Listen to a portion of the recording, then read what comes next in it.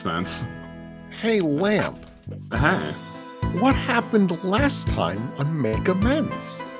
Last time on Make Amends, our heroes descended to get the power back up and running, though the fact it was working at all was already quite stunning. Between our heroes and them was a rust monster clutch, which could destroy our heroes' gear with but a single touch. The beasts were felled quickly, but morale had caved, for there was some gear that simply couldn't be saved. Equipment or not, they simply had to press on, so power was returned and soon they were gone. With Peter's ability to run the defenses, he could destroy the old robots, though it could be harsh on the senses. With no pass left, they had to head for the nest, where they were greeted with a royal, the best of the best. To call the beast brutal would be putting it lightly. It swiftly took out the dam just for being unsightly. With some devastating attacks, the beast could no longer depart, for it had a metal stinger stabbed right into its heart. Once the dust settled, Peter's programming had all it could take, so after everything happened, he had a request to make. He moved past his confusion, his anger and fear. I wish to come with you, there's nothing left for me here. The party obliged their new metal friend, as this part of their quest had reached its natural end.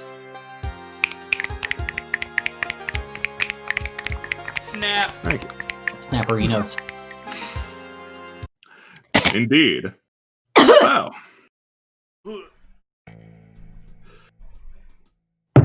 So you guys, clawed your way out of the goddamn elevator shaft. You've been through just a whole lot over these past few, not very long, honestly. It's only been like a couple hours, all things considered.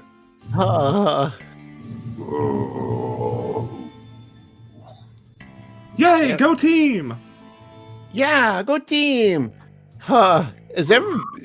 I know I've asked this a lot, but I feel like it's necessary, not even from just a physical standpoint, but like emotionally. Is everyone okay? You see Ravi sitting here on this bench next to the seemingly destroyed Cornelius, but Ravi is just kind of sitting there in a way that's like really bizarre. He looks like a small child who has had their best outfit ruined on the first day of school. Oh, Oh no! Oh, no. He feels stanky and gross. Yeah, Morfogu looks like a ruined outfit on the last day of school. Cornelius looks like threw up on his outfit right before picture day. Like Tristan looks like a new pair of sneakers. Yeah. Yes. Varys is actually basically A-okay. You are also a new pair of sneakers. I don't know how Varys keeps getting out of everything being like untouched when she's supposed to be a tank. We have but we do all have smelly water that is now soaking itself into the fibers of our skin. I mean, clothes. Yeah, we're gonna have to put up a little campfire and dry our shoes on sticks. Okay, well, I think the best course of action would probably be to just leave, unless there was something else we wanted to check. No, yeah, I think you're right. I needed to sit for a spell. Oh, yeah, of course. yeah, I needed to catch my breath after the rope. Oh, the rope was bad. Oh, yeah, I can breathe in here. It's pretty nice. It's still a little dank in the air in here, but like it's way better than the bottom floor. Yeah. So, as you guys are sitting, hanging out, Varys, you feel like Songbird is trying to call you. Uh-oh. Varys thinks? Is that how this works? You gotta touch the bead, but yeah, thinking. Varys touches the bead. Boop. And Songbird clicks in. Hey, just felt like I'd check on you. Make sure you're not dead. Not dead, alright? Wow. Got closer than you might think. But on the positive side of things, we actually got a net gain for people in the party. Huh? Yep. We found a very nice young man, looks at Peter, and then she leans in really close, and really scary grandma. Oh, good. Well, there's always more room in the cart, I guess. Is that true? Is what true? Is there always more room in the cart? Like it gets bigger as time goes on. Alright, practically speaking, there is a hard limit on how much space is in there, but like, I blocked off most of it with boxes just so it would look like more complete, you know? Hopefully, the split second the cap of persons enters the cart, Dogen is physically ejected into space. If you fill the cart with too many people, Dogen will no-clip through the wall, and you'll get to the end of the game. This is why it is imperative that you get Peter so that you get Dogen out of your party as soon as possible. So remind me again, can we all hear Songbird, or is it just Varys who's talking? You all can if you all feel like, you know, touching beads and communicating. I feel like Ravi is preoccupied by what he is trying to do. Michaela is also preoccupied with her thoughts, so nah. Quite reasonable. So what'd you have to deal with down there? Oh boy. Well, there were rust monsters, robots, bigger rust monsters, scary grandma. She seems to just sort of click in on point A on that list. You found a bunch of rust monsters? Yes. Yeah, I almost bit the rust. Ugh. Sorry to hear that. Don't suppose you guys picked up any of their rust honey, though. Looks at Morphogu. I have some eggs. Why? I was gonna try to cook with them. Yeah, sorry, Songbird. I don't think we had time to collect some royal jelly. I mean, on the list it says Morphogu might have hoarded some. I mean, that's why she looked at Morphogu. Varys is actually considering, she's like, well, I know the way there, and if she really wants it, I could probably just scurry down there quick and grab some. It wouldn't be especially dangerous to you at this point. All of the monsters were killed. Well, if you like, I can maybe try and go get a jar or something. That'd be pretty cool, honestly. Like, I'd love to fake modesty here and be like, no, you don't have to do it for my sake. But like, I really would appreciate that. Actually, it's sort of a rare commodity, and I'd honestly like to try cooking with it. Oh well, then you bet your bum I'll get you some. I'm gonna go. Scurries to the elevator with the rope. Yeah. No, you'll be able to get that lickety split. Yep. Well, I think Ravi's trying to do something with Grandma that we can look at in this meantime. Ravi's trying to connect on the Skype call. Yeah, Shinra, in case you're curious, she's just completely gotten over her disappointment from before. Just like, she blew up the monster, now it's fine, now everything's cool again, although her cigar is running out. Oh shit, how many do we got? Who the fuck is squeaking? You've got an entire box of cigars. Doomsayer was not stingy about it. Okay, well, Michaela has those. I'm not gonna tell Shinra that Michaela has them. It's up to her. She will be the responsible dealer. The drug dealer. Hold on a second. I need to see what the fuck that squeaking is. Mm-hmm. I got a box. Morphogu pets his box. That's nice, Morphogu. Yeah, no, Peter looks at that box and is like, in all likelihood, it's probably just more guns or bullets or something. That's what I'm hoping for. I mean, like to sell. We have a guy.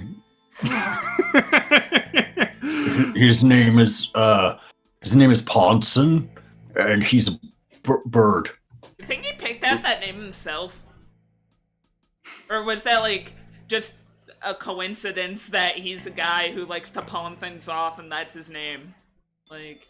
Oh, I didn't even make that connection. Yeah, I made it quick, but I didn't want to bring it up in case it was, like, a thing, but I'm just thinking about it now that I am lying on this bench in absolute pain.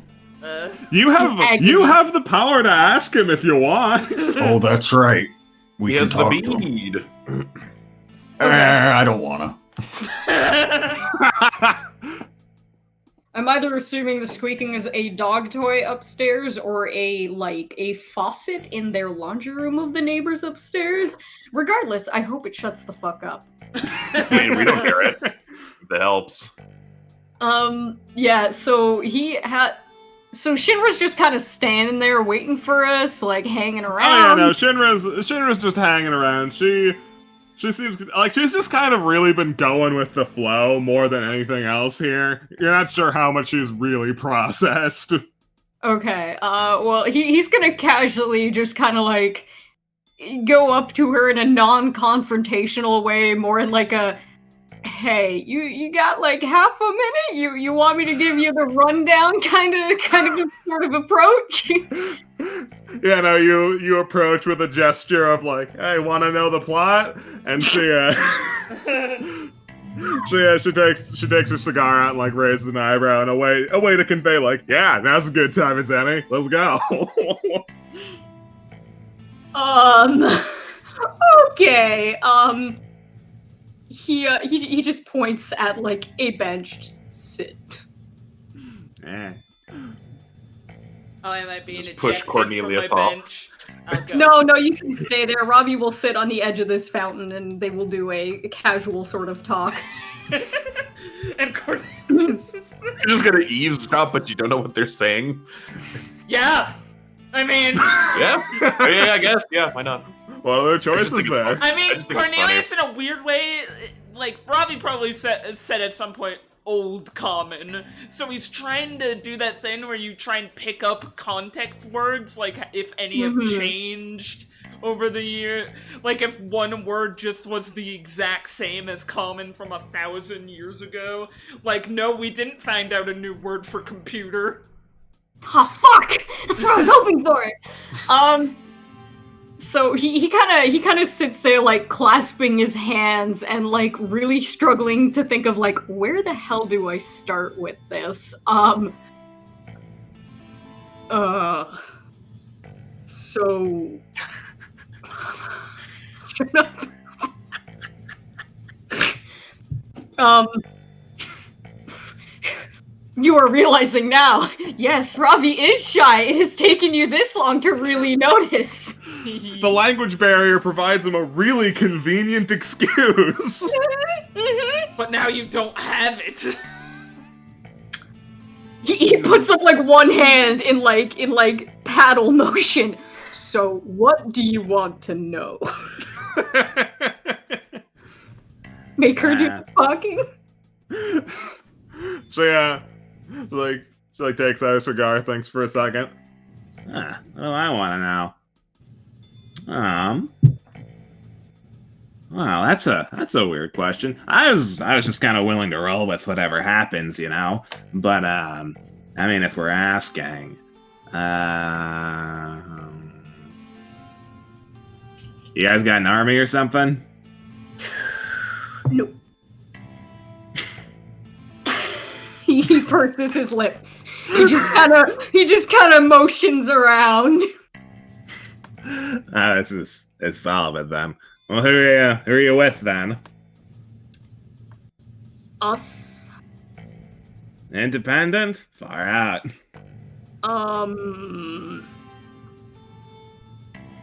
We don't know a lot. We have been basically thrown into this as well. Oh, yeah, that's not so bad. I mean, ignorance is bliss, right? If you don't know what's going on, you just kind of do what you want. No, because he's trying to think of like what the translation of this word is. Faded prophecy. Apparently, we need to do things. Alright, man. I know it's stupid. I'm not lying. Do I? No. All right. I mean, like, if you're so sure about it, I mean, you found me, so like, hell, what do what do I have to poke holes in your argument? Jack shit. So, you are,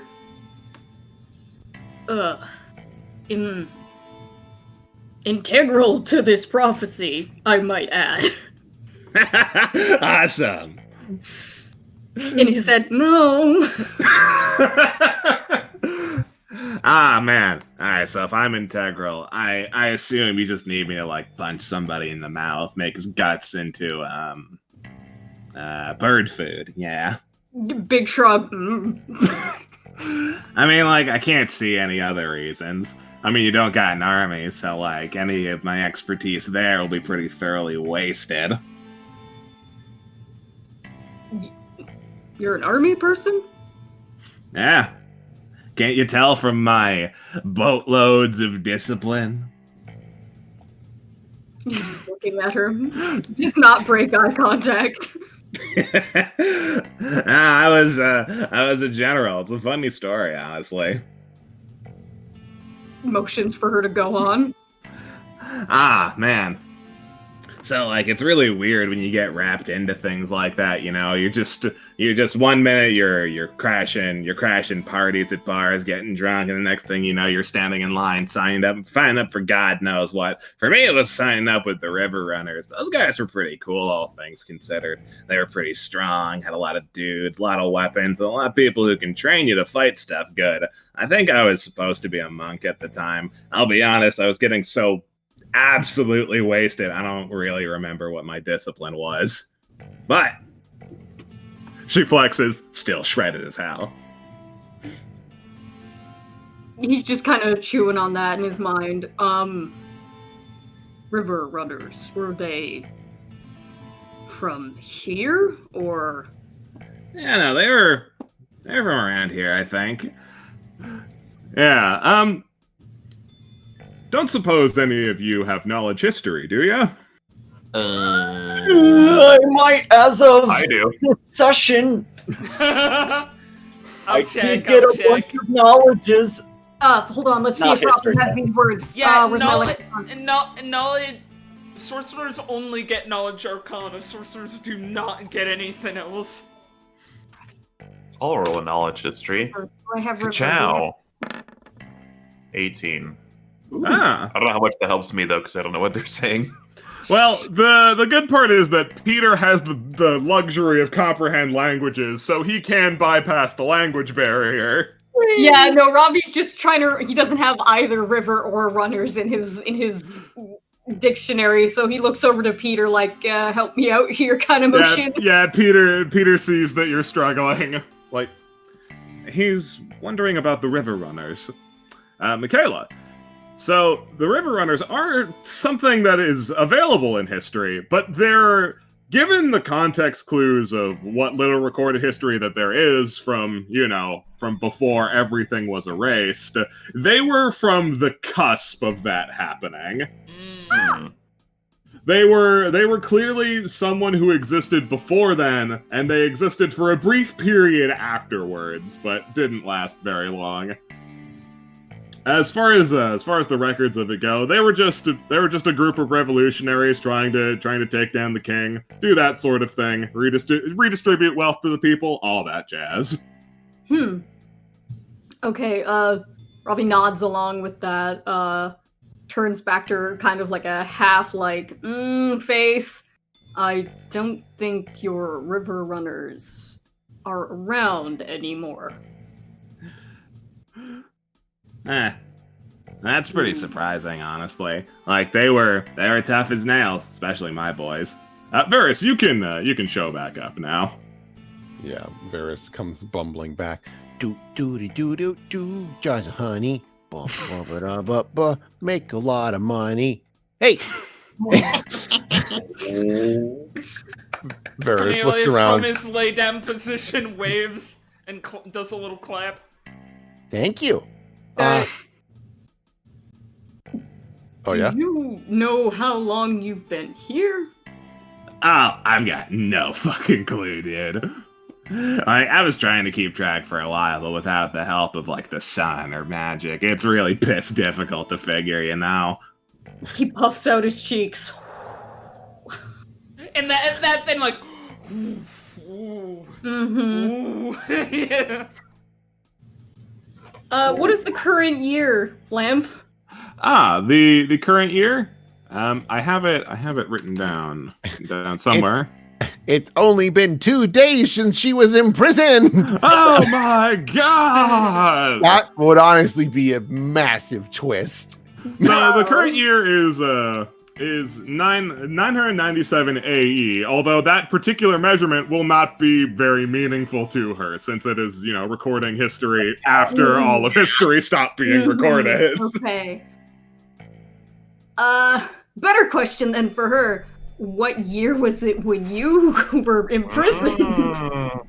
Oh, that is a good question. Let's see. And you ask her, like, what year was it? And, like, she looks up and to the right to ponder for a second. Man, it's real fucking blurry, you know? Decade? That was 3,200 something. Oh. He just kind of stares with his mouth open a little, turns and very slowly explains those numbers in common to everyone else. What? That's so much longer than what we've been doing.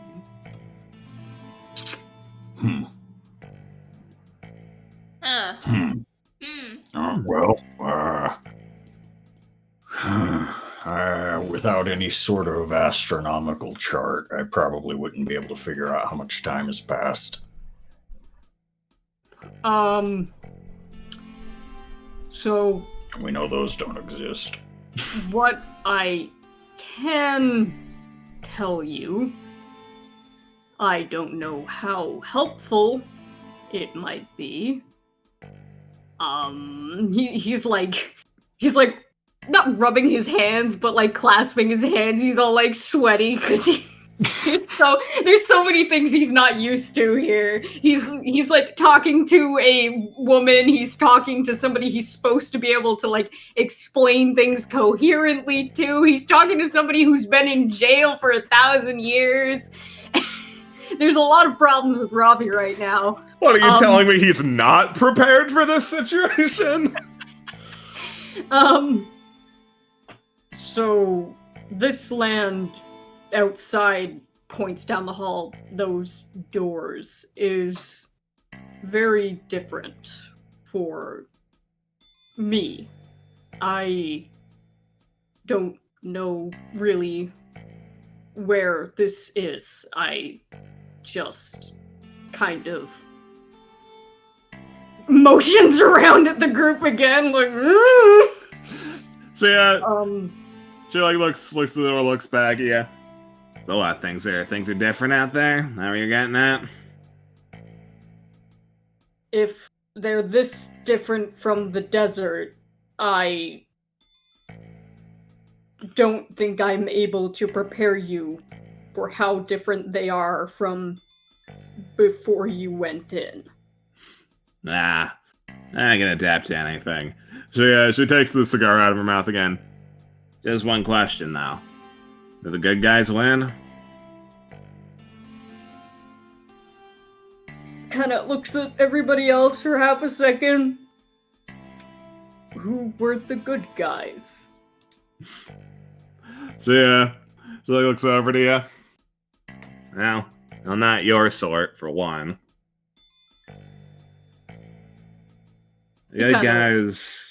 He kind of like half straightens up and leans back like, The good guys were mostly a lot of young men and women dying to protect their home, fighting off against a force that could swallow them whole with one touch.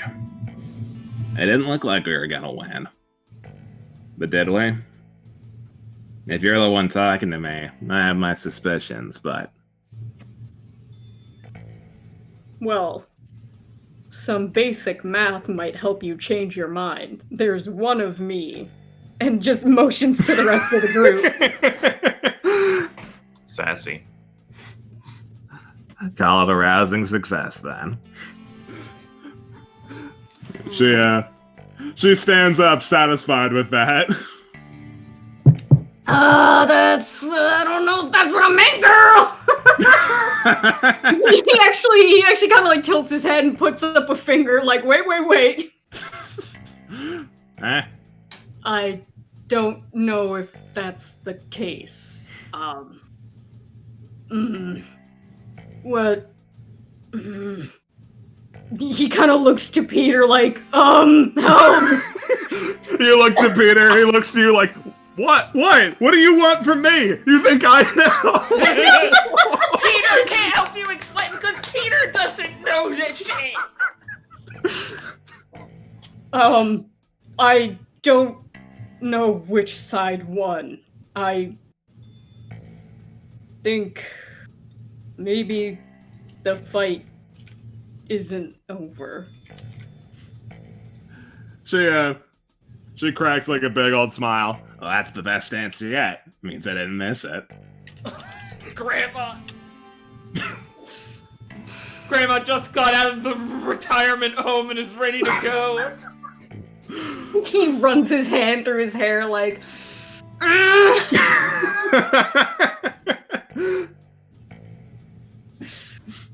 Tristan just looks over at you, having your struggle, and whispers to Varys, "This looks difficult. Can he manage?" Well, I mean, Cornelius is okay right now.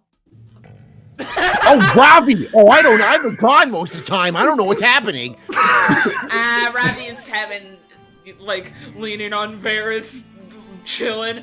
Robbie is talking to her. I don't know what they're saying, but it looks like he's nervous.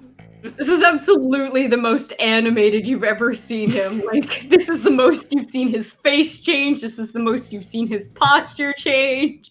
He is like...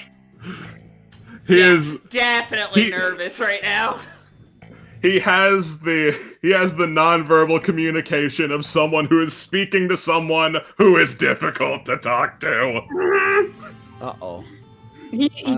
Now at this point, he's trying to go over in his mind if there's any, like, big plot points that he might have forgotten to tell her that, like, would be important. So he's like, okay, I got the prophecy, got the 1,000 years, got a tiefling!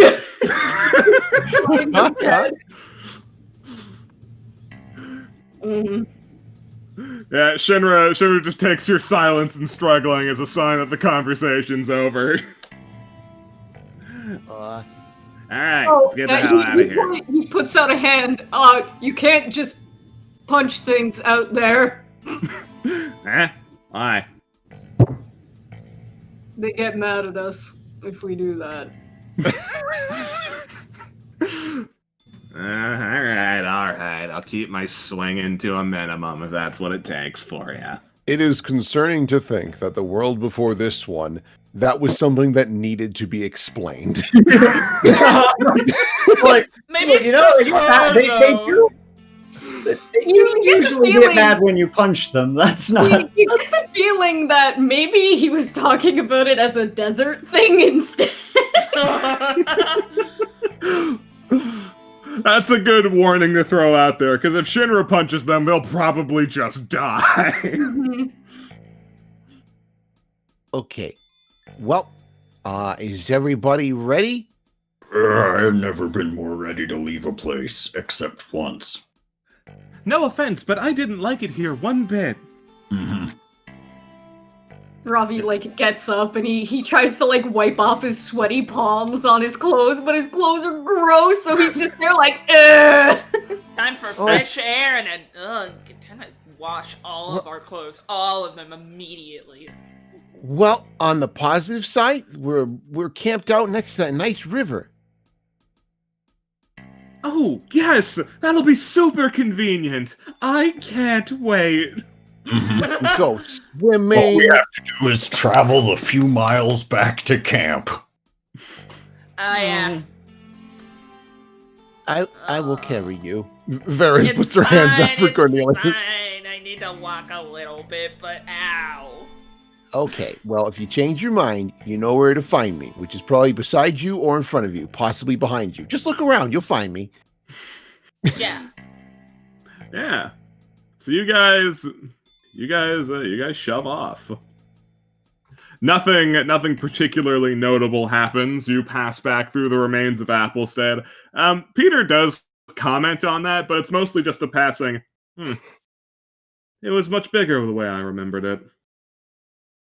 Oh yeah, don't you know that when all the ink and letters and writing got deleted, so did every piece of concrete? all the fucking concrete just disappeared too. I Well, guess all of the removed concrete. that. Peter, are you going to be okay? Is there something you wanted to grab? Oh, no. I'll be perfectly fine. Okay. All right.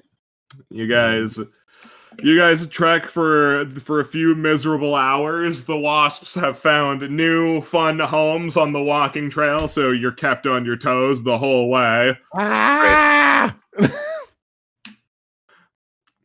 But Those fucking fairies still didn't come back. Fuck those things. oh yeah, no, they super ditched. I'm gonna have to shave when I get back. Oh, we getting bald more Fogu again? No, my beard. Don't you see my Wig. beard? It's just like cat whiskers coming out Oh of your yeah, chin. it's just all whiskers. They're like Oh. they're like a millimeter thick, just stabbing out of his face. I want you dead. What Fogu is! He's the Grinch! Oh, Miserable! don't sing a bad song about him. He Anyway. deserved it. Canfo. So you guys Cactus prickles, that's what it's like. Songbird drops her soda can that doesn't exist. So you guys make it out. You guys make it out just fine. Very few wasp stings to your name. Songbird looks over to you, waves, sees Sherman, just like, well, that's one of them. Sees Peter and is like, huh. Yeah. He's a rusted skeleton robot looking motherfucker. Hi, Songbird. Hey, Hey. these your new friends? Yes. Yeah. Okay. So, Songbird, this, gestures behind her, is Peter. Huh? Oh, yeah, that's Peter. It's a pleasure to meet you. Huh. Yeah, no, it's a pleasure. She goes over and shakes Peter's hand. She's clearly very interested in just looking at this shambling wreck of a machine, but doesn't pry any further with questioning. Like a smart person. Thank you, Songbird. And then Varys like leans into Songbird. And that's scary, Grandma. Uh-huh. Her name is Shinra. She speaks Common from 1,000 years ago. So, language barrier. What? Yeah, that's what I said. What? Actually, we've been saying that a lot with her. It's all very confusing. Mm-hmm. Also, I Shit, we're found looking at the horse like, what the fuck is this? Put up your Paimon dukes, you counters a dumb horse. dog. Shinra looks at this. Dogs got fucking ugly. Shinra looks at this horse, just says, "Then I'll make them like they used to." What the fuck does that mean? She's calling this horse a bitch. They used to have four-wheel drive and cup holders.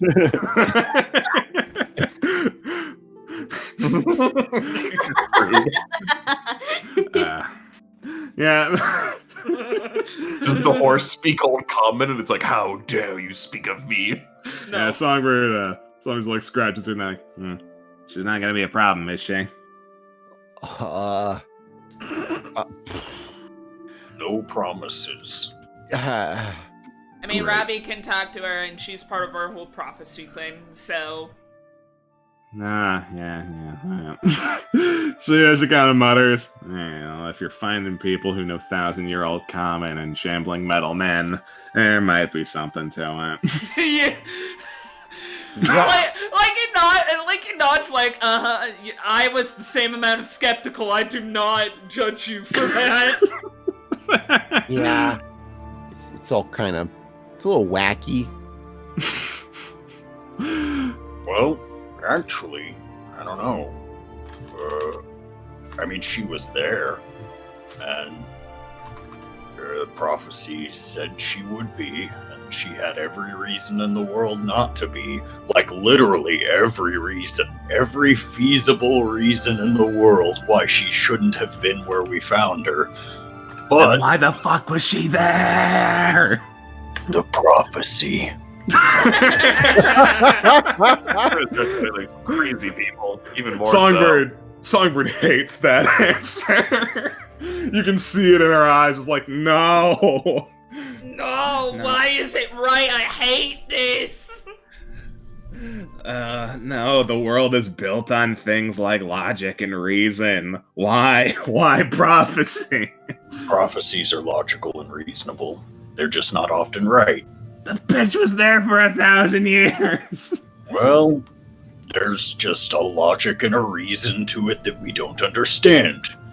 I'm working on it in my brain. I think there were ghosts. What? Maybe? Or were I don't those know. just the manifestation of her psyche? I don't know. Oh, I didn't see those. I was actually over on the other side of the room. I didn't see him either, but I heard about it. Songbird just looks Robbie! back to Shinra. Shinra takes the Oh, bite out of son. the horse. Shinra steals the horse's teeth. These those are are mine. great knuckle dusters. Yeah, don't you know? They wipe this off of the books, but you can just pop them right out and put them back in. See, I thought you were gonna say you can just pop them right in. Just eat them like popcorn. I mean, I didn't tell you about what they're used for. Michaela just immediately like, I am out. I'm going to bed. Oh yeah, so you Michaela, you go around back of the cart and you see that it was actually blocked with a wood bar. Michaela doesn't go in the cart. Songbird sees that you were gonna go in. Sorry. She just takes that out. I have to seal away Dogen. Laszlo! Dead ass. Wait, Dead no, ass had to seal you- away Dogen. You let Laszlo made her Laszlo in there with voice Dogen? Oh no. I'm sure they're fine. I wanna open my box. Open your box. Open your box. Oh no, I'm gonna savor this one. Savor that Yeah, I was box gonna offer when to no help one's you with it, around. but no, that's your box. That's I'm your gonna thing. keep the lock too. I need a new hobby lock. Yeah, Songbird just hops on. She pulls her face mask down for a second to do like one of those ear-shattering whistles to get Shinra's attention. Ooh. Yeah, Oh. Shinra looks up and Songbird just like points with her thumb like, "Hey, back of the cart." Like, yeah, all right. That was forceful. That was aggressive. That's how you get somebody's attention. Ravi, are you okay? He makes this face. Hey.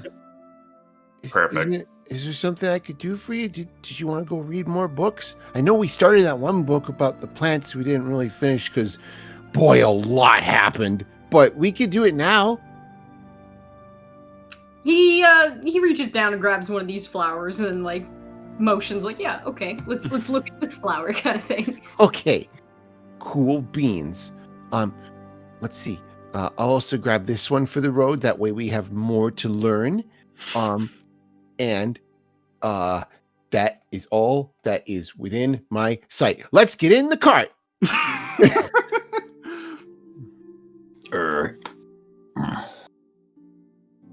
Morphogu picks up some of these apples. Oh yeah, no, you pick up some of those apples, and Peter comments, "It's nice that this place is actually living up to its namesake." Did it not before? Not really. There were some apple trees, Oh, it but wasn't there in weren't the really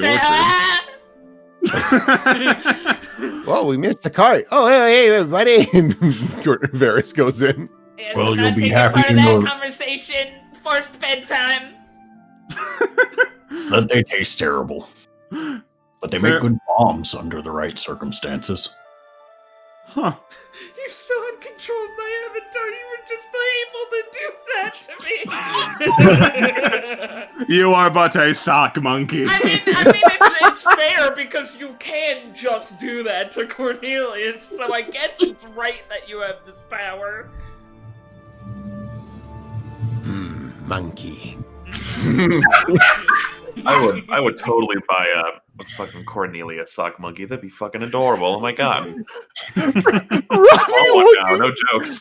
Ravi looking down at Cornelius. Monkey. Saw one of the picture books, and it's like, Stoners. So you guys head in. Hey. You guys head into the car, and you are immediately greeted by a shouting match. Look, I'm telling you for the last time, society was created by space aliens, and I'm telling you you're crazy! Please stop! Alright, that's enough. Every single sign is there, and anyone trying to squash me is secretly an alien! Dogan lunges at you. Why more folks? And this is the most suspicious of the bunch. You gotta understand that, right? Reveal yourself. You're secretly some sort of gigantic slug, or perhaps several smaller slugs. Don't be Maybe. rude! Wanna find out? God! You won't know for sure until you fall asleep in here and you find my many forms wriggling across your neck, drinking you of your blood. Ooh, those are fighting words if I ever heard them. It won't be much of a fight. Dogan breaks away. Joke's on him. I'll just drink so much narcotics, my blood is literally poison. They'll show up. I'm gonna do drugs out of spite. Not because I want Oh to. no, Dogan overdosed on drugs. Oh well. Just toss his corpse on the side of the road. It's fine. What? See, I didn't say that in this voice, so I'm saying it out of character. So don't worry. We would never do that. Oh, Pat, okay. Pat. Bump, bump, ba-dum, ba-dum. Everybody's gotta be nice to baby. If Yeah, anyone's mean, then they'll have to die. That scene happens. Laszlo unruffles his collar, pats down his coat. Things got weird. Oh no, yeah, somewhere locked you in here with Dogan. Yeah. Would you believe she was handling it worse than I was? Yeah. Yeah. Yeah. Yeah, no, that woman is crazy fast. I don't know if she's shown you, but like, goddamn. Laszlo looks over to your two new friends. Oh, new company? Yeah. He like claps his hands together. Laszlo, there was so much in there. Oh my god, Laszlo. Yeah.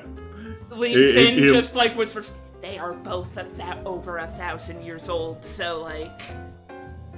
His eyes widen. No fooling? No. Like for real? He was talking about the maps that were inside a book that was empty.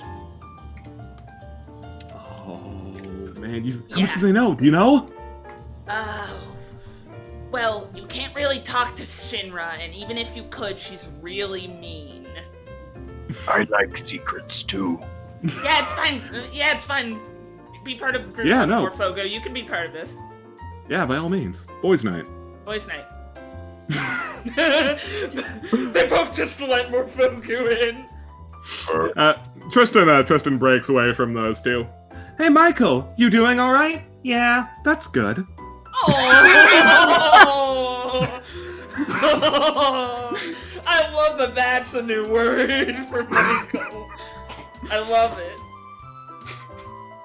Yeah, Cornelius is basically just gonna be giving Laszlo the rundown of all of the whack-ass shit.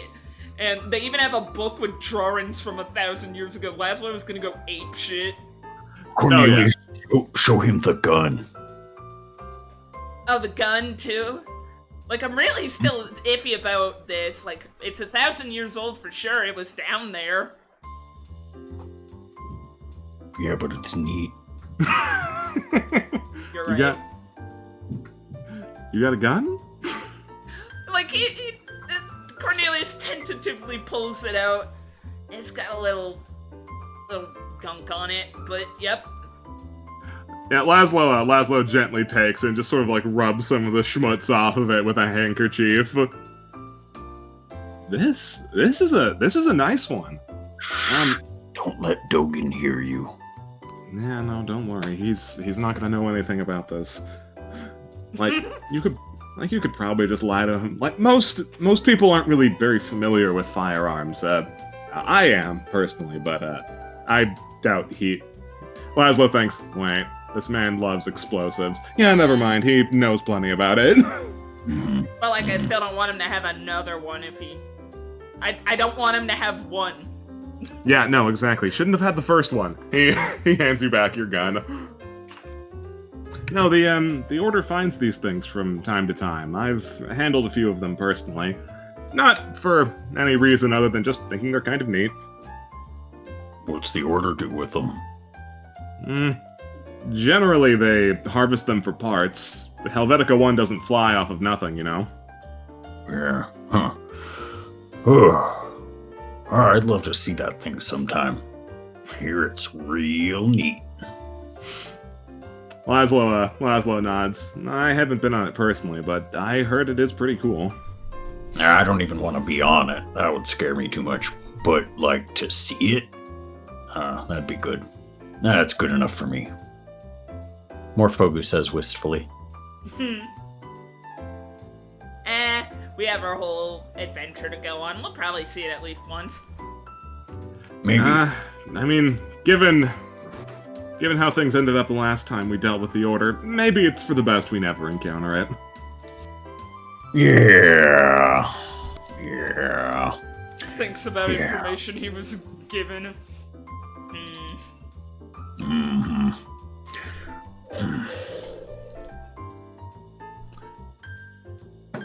Yeah. You inform Laszlo of things. Yeah, Cornelius is like, Laszlo is my buddy. I will inform him while we are chilling. And Laszlo's very interested to start talking with Peter, which is very interesting to everyone else, but won't be interesting out of universe because it will just be me talking to myself. Yep. Yeah, no. They can just do that. They can just be off doing that. Yeah, no. So just to give the cliff notes, Laszlo is a lot better a talker than the rest of you guys are. It's sort of exactly his skill set to a T, actually. So he spends a while like asking Peter about like pretty much anything that he can get his hands on, just any grander context for anything at all, what few bits of carryover history there are from the old world into the new one, and there's honestly not too much, but he does not lose his level of enthusiasm during any point in the discussion. I mean, he spent a lot of his days looking at blank pieces of paper. So, like... Yeah, no, this is a lot compared to blank pieces of paper. It's becoming clear listening to Laszlo talk to him, though, that Peter's memory is a lot more heavily damaged than was previously conceived. You have to assume that a lot of the answers that he was giving you to things was just, high priority data. Things that are a bit more benign or just obscure, they seem to be escaping him.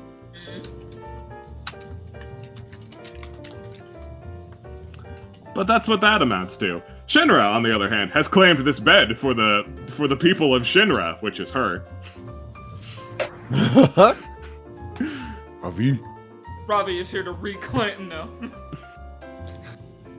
He goes over to her, not knowing how to properly nuance this, and instead probably just scaring her, making her think that he's a freak. He just goes up to her and says, "Don't sleep." Fucking freak. She like looks up. Dogen's right there. Points down at the hammer. Don't touch. Why? Points here. Don't speak. So yeah, she looks over at all those things. Oh man, gotta be honest, don't do very well with rules. Might just have to do those things. They will make you crazy. Do you say that to her? Yes. You say that to her, and you hear chipping in very quickly. Well, that's already kind of a lost cause, you know. Sort of another drop in the bucket. Can Varen speak their language? Varen can speak. Varen's been talking at you a lot.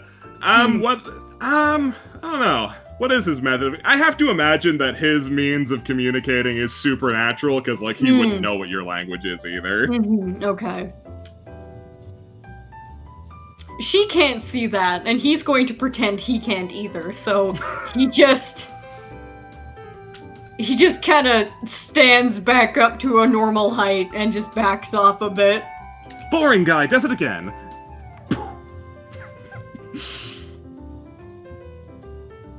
Fuck you, man. No, he's actually kind of miffed by that. He's going to sit down, like, with a sour look on his face. Yeah, Laszlo sees that you look a little bit steamed. You alright?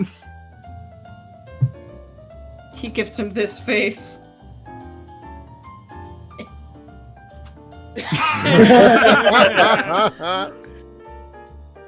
Ah. Well,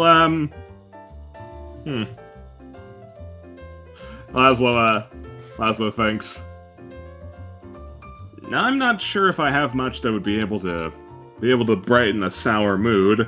I'm not really an entertainer, but He thinks and looks around a bit. He stops and says, "Neither am I." Like, very angrily. Laszlo heads towards the bookshelf. And I guess we're made for each other. Yeah, he picks out a vaguely interesting looking book. And he just like kind of gestures where he's like, "You want to read? You want to do this thing?" Well, I mean, Varys wanted to read the flower book, so... Well, we can do that too. Yeah, you like look over at Varys, who also has book. Just like, of course, there was already plans for book. Not in a. Oh, okay. I'm sorry, Mofogu. Actually, I was hoping to chat with you a little later. Ravi! What? Okay, so here is book. And Varys just lays on the carpet. She doesn't have her armor on at the moment. She still has her like big poofy sweater and all the fluff, but no. Your armor is amongst the armor that got screwed, correct? Not Yes. broken, but just a little screwy. damaged. Yep. So Yeah, you go over to start like trying to have fun, and Dogen just chips in. Your armor looks like shit. I know. What happened to it? We fought some rust monsters down there. Bastards! Did you kill them all?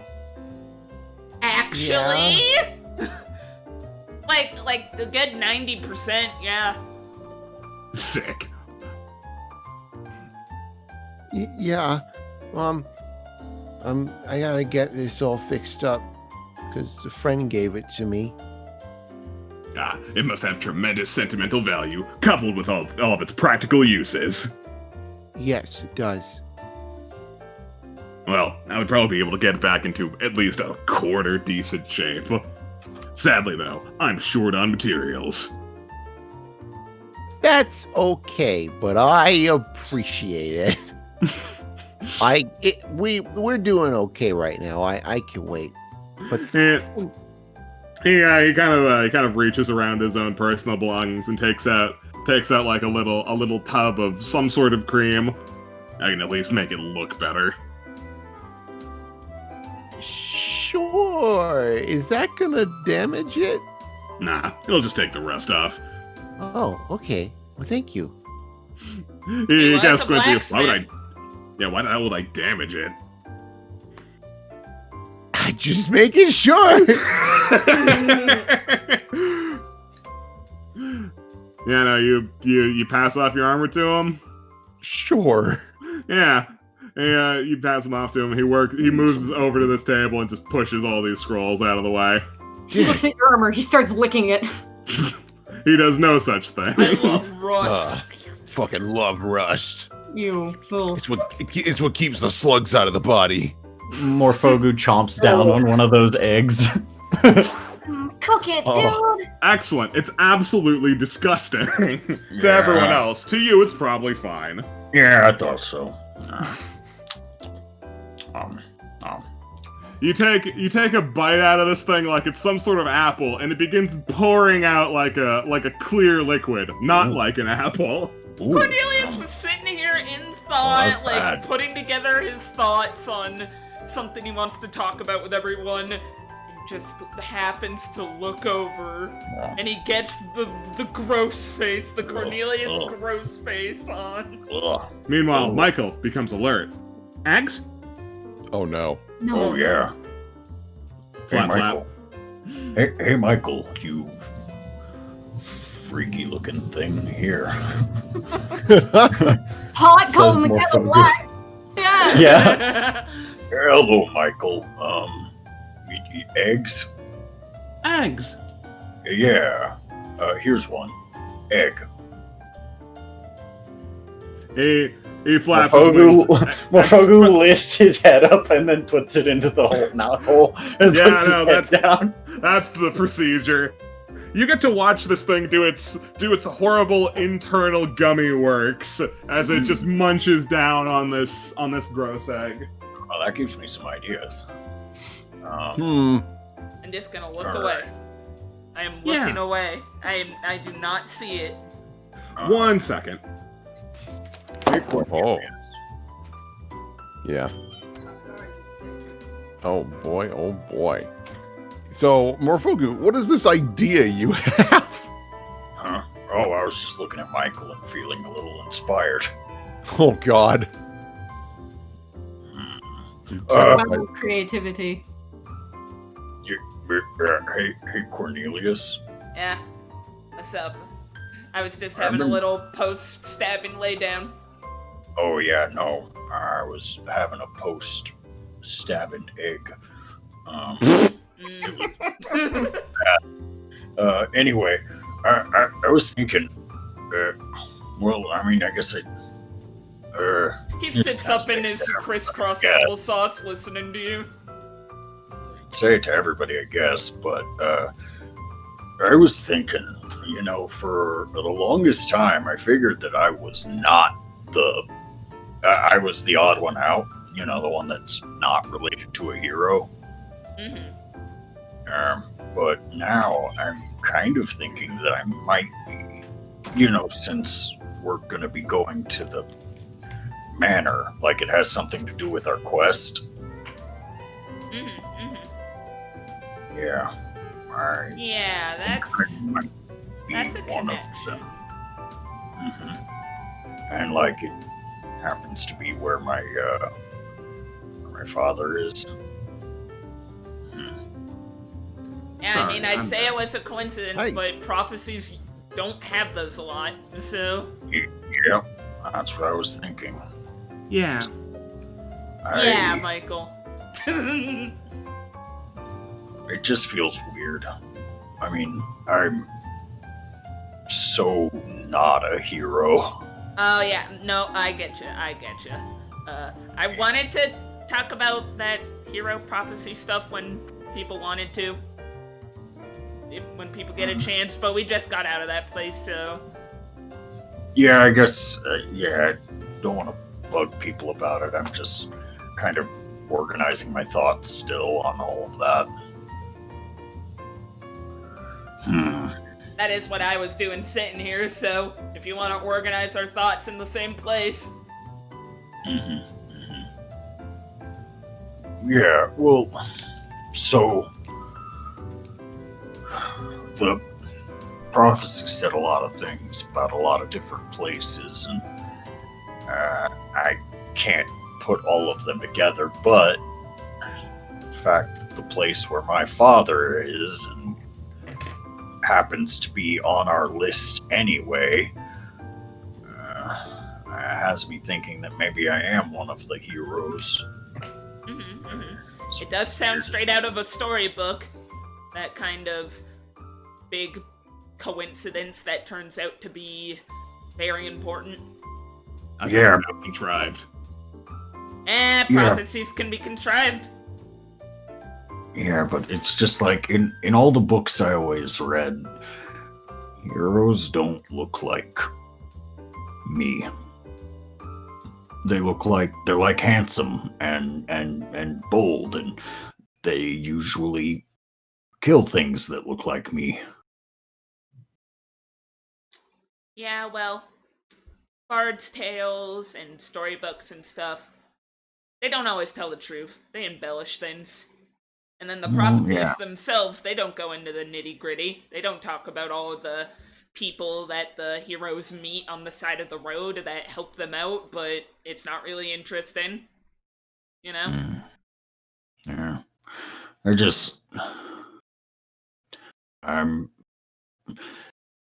I'm struggling with my expectations, I think. I've got a lot of, like, on one hand, I know that my books are fictional. Like, there's stuff I read when I was a kid.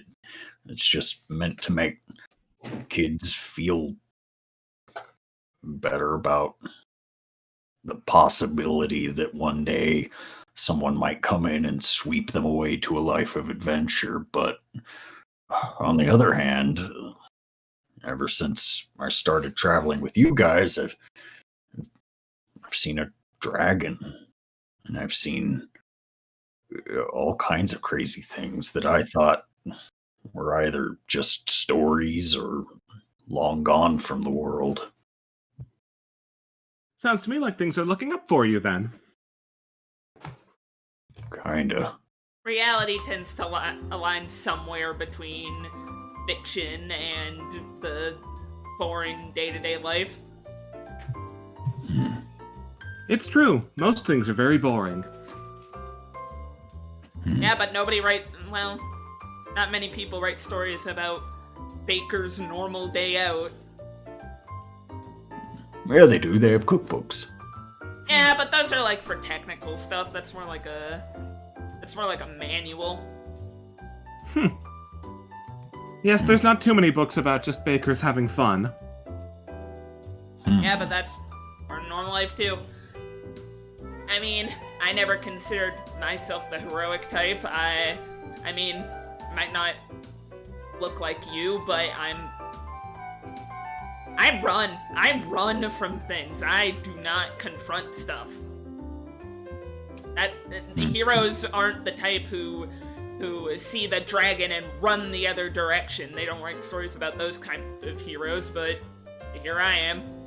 Tristan sits down. Well, no, but they don't write them like that.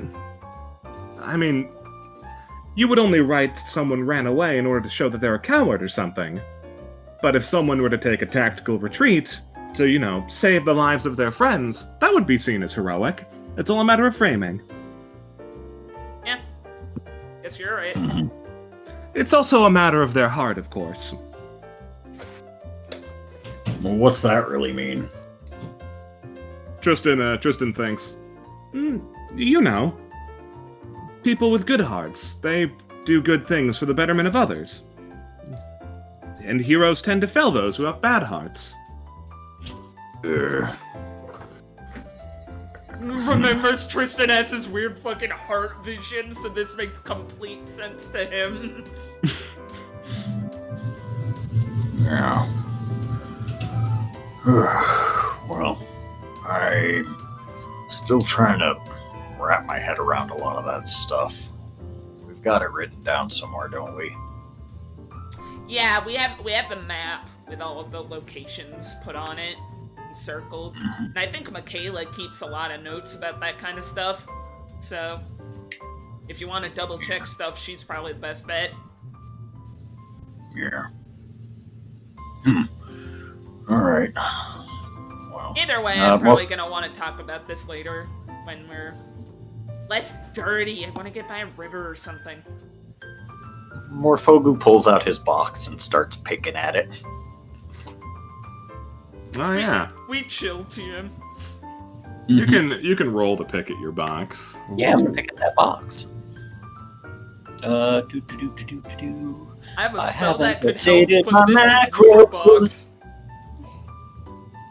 I gotta update my macros. Add another plus. Something. Boom. That's a number. 18. That's pretty alright. Let me check the DC of this thing. Oh.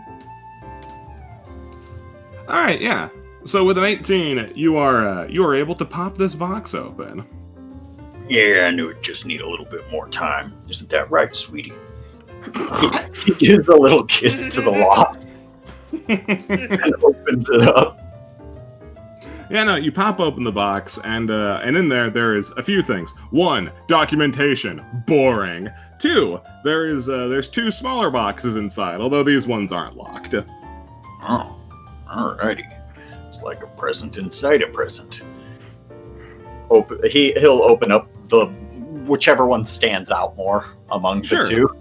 Both of them are pretty identical, so you flip a coin in your head and take that box. You pop open that one, and it's a box that is full of a bunch of loose round things. We in the real world know them to be bullets. Though since none of you have interacted with the gun enough to see the bullet, you probably don't actually know what those are. He'll pick one up and kind of like smell it. It smells like gunpowder. It smells like Dogen is what it smells like. Okay, put those in there. Put that cap back on, and what's in the other one? What's in the other one is a series of small, intricate parts. Huh. Likely the finer workings of this gun. Mm-hmm. In case it goes kaput. Well, Well, that's handy.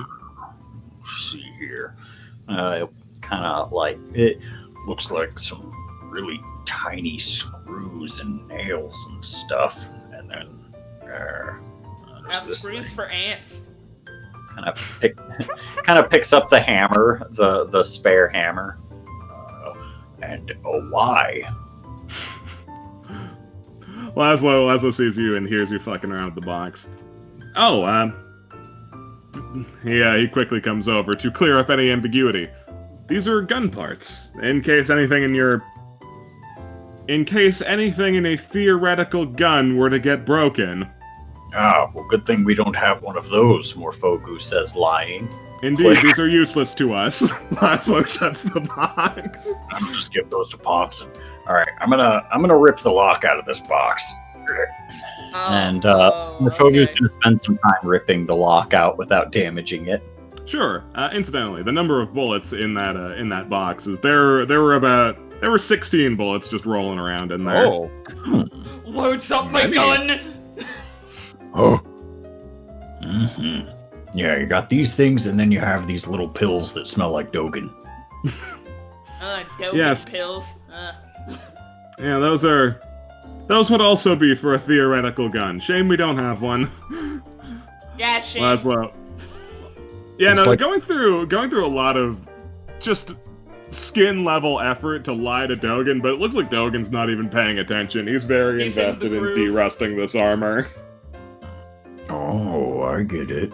It's like a bolt. But it smells. Alright.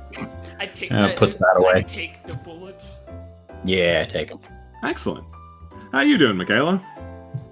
Michaela has to help block out the noise, which there isn't that much of, but it's still there. She has taken as many of the books from this shelf as she can, and she's sort of made herself a sort of like You made a book fort?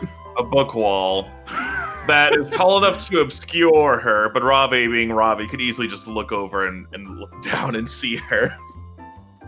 Yeah, it didn't take him long to notice, like, almost as soon as they walked in that she was in the corner, but, like, he figured now's probably a good time to be like, you okay? She looks up from whatever book she's reading, and she's also surrounded by books. She looks up, yes, I'm fine. No lying. She looks to the side, I'm not sure.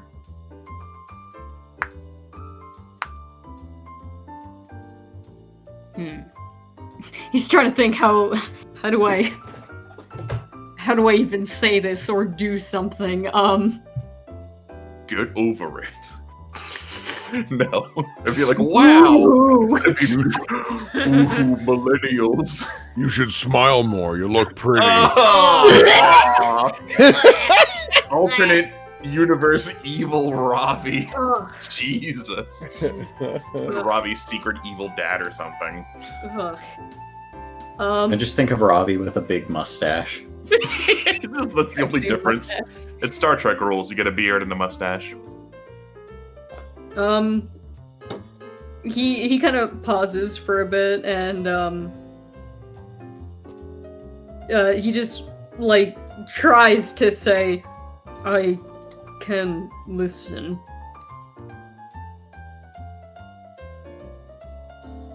She closes her book and gives Ravi her full attention. And she sort of thinks, I'll talk if I need to.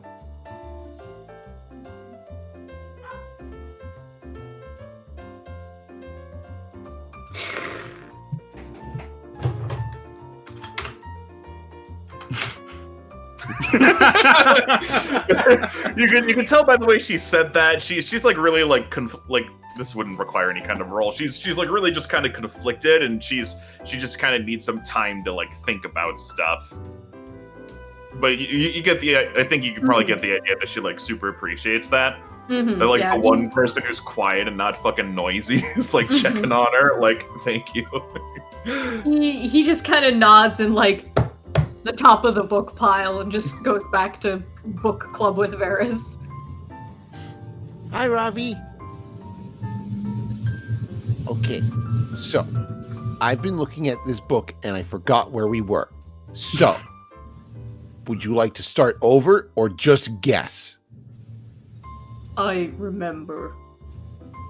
Oh, well then, heck yeah. She sits back up and hands him the book, and then will happily sit next to him as they look over the book together. He flips through and lands on the page for Red Bean. Red bean. You're kind of like a red bean. Too big. There's some pretty big beans out there. How big do beans even come, man? You just Very. don't know. We'll never know. You'll never know. Yeah. You guys go for a while. You express to Songbird that you are all disgusting and want to go back to the river, and she was like, yep, sounds good to me. Or find a stinky new bastard. river or something. One that Yeah. ain't so stinky. And mossy. you do so. Ooh. Back Yeah. to here. Now I stink like river.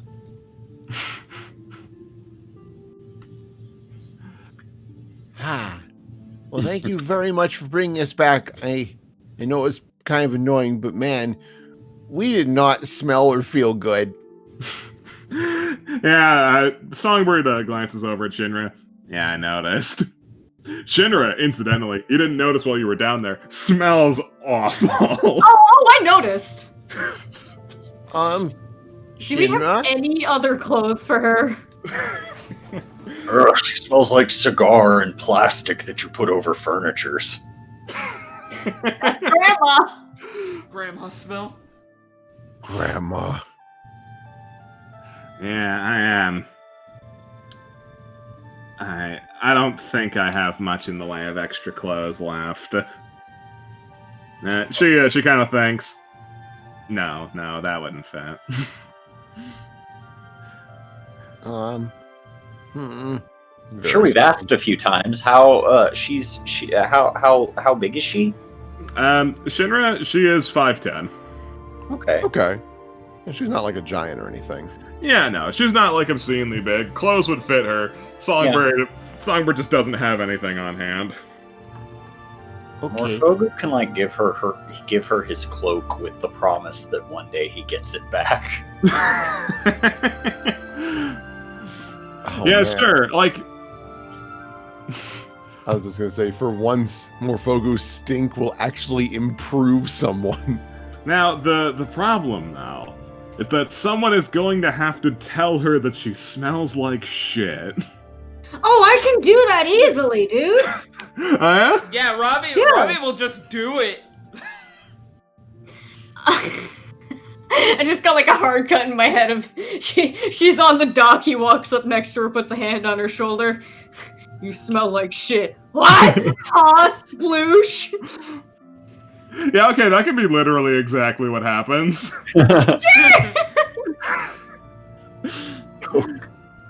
Yeah, no, hold on, let me just move everyone to appropriate position. Toss.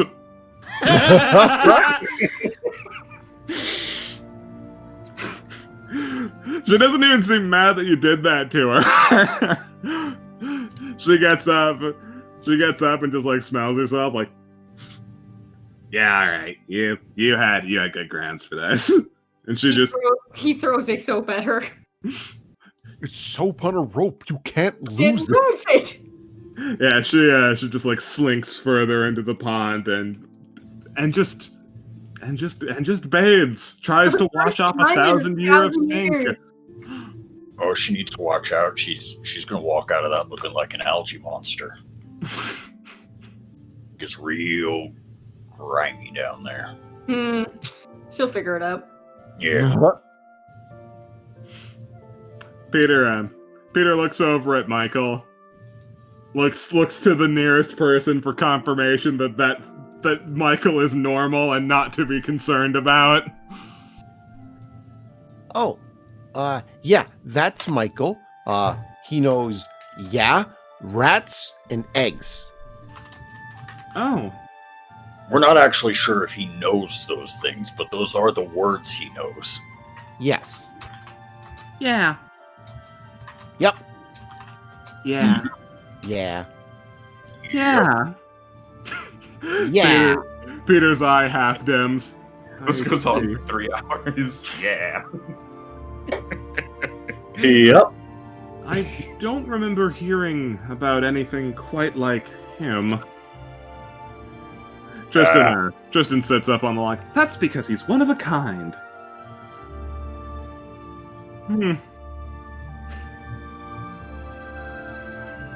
Yes. Yeah. Yeah.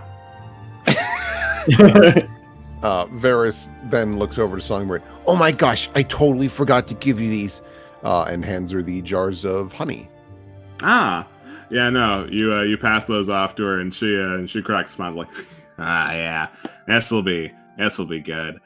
They say as far as the what's the word for it? As far as like the Outlander cooking style, just killing shit, they find in dungeons, roasting it up, eating it. As far as that goes, most say that rust honey is one of the harder things to work with, since it's generally agreed that it makes everything taste like ass. But I think I Oh. can make it work. Well, cool. Okay. Well, I'm excited to see what you do. She like dips like the smallest fraction of a pinky into it and like tastes it. Ugh. Yeah, I'm curious too. Good start. It tastes like it smells.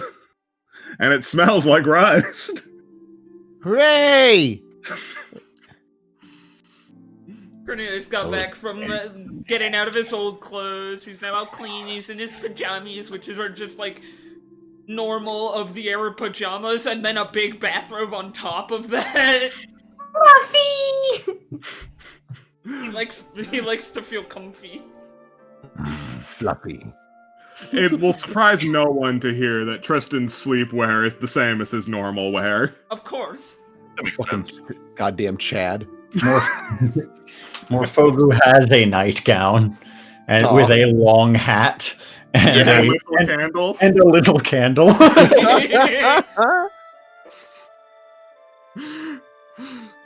He walks and it trails miles behind him now. Down the stairs in an old tower. No, I'm kidding. This is an elaborate nightwear. Mm-hmm. Yeah, I gotta lug around the top half of the tower everywhere. Yeah, so Songbird like recaps the honey, puts to the side. So I take it your quest went well. Sounded like it got hairy, but no one died. No one died. Boy, there were a couple of close calls there, but luckily Peter and Tristan were super helpful in helping us get back here. Tristan smiles. I was helpful. Peter is he's hesitant to accept the praise, but he's like, you know what? Yeah, I did help. Yeah, big I breeze. mean, he really did.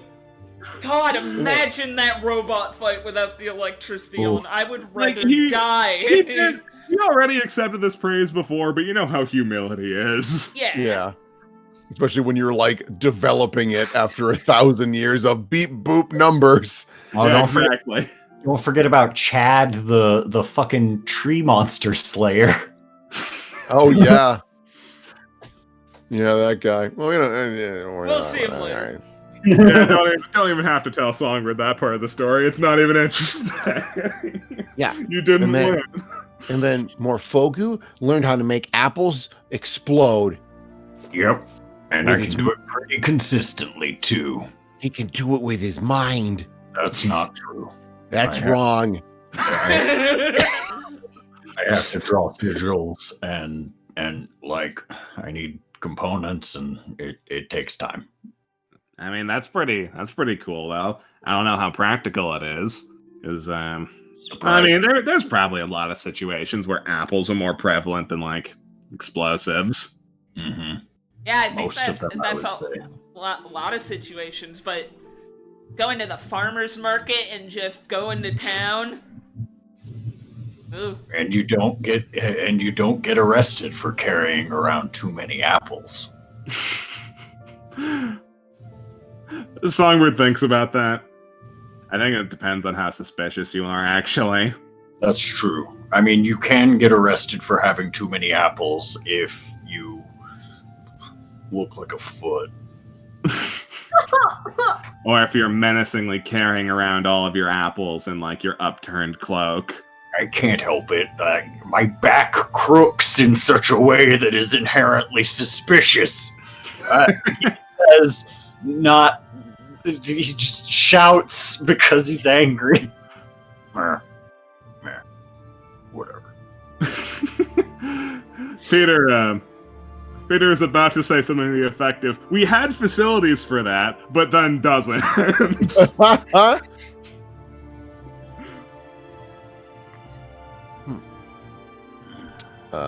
Varys like bumbles over to herself a little bit. Hey, Al. Oh, okay. I'll go get an owl real fast. Yeah, no, she just kind of bumbles over. You call Al, and click. Yes. Little. Hee hee. Oh, big. I assume you're talking to him in your head. Yeah. I was hoping, if you're nearby, that we could like hang out. Oh. Well, of course. As long as your friends won't miss you. Well, I was hoping to bring a couple, because I also had a couple of questions. Okay. I don't see why not. Okay, cool. I'll also bring some snacks because you have been great, and I feel bad that I really haven't done a lot for you recently. It's all right. You'll find a way to pay it back, I'm sure. You always do. I got an extra jar of honey, but apparently it's bad. So I will look for something else. I eagerly await what you bring me. Okay. I gotta. I don't know where I'm gonna meet you, but I could track you. So I'll be there soon. She's like looking around for people. Hey, Ravi.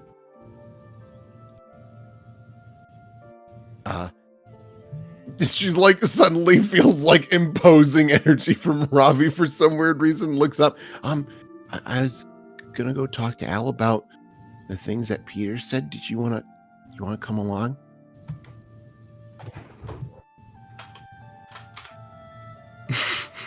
Fuck, he didn't show up. Was it the same face? Was it the same one? It was the same one, but with like sad eyebrows. He nods. Okay. If you don't mind, I thought I'd bring I'll go get him. The dead alien in the woods.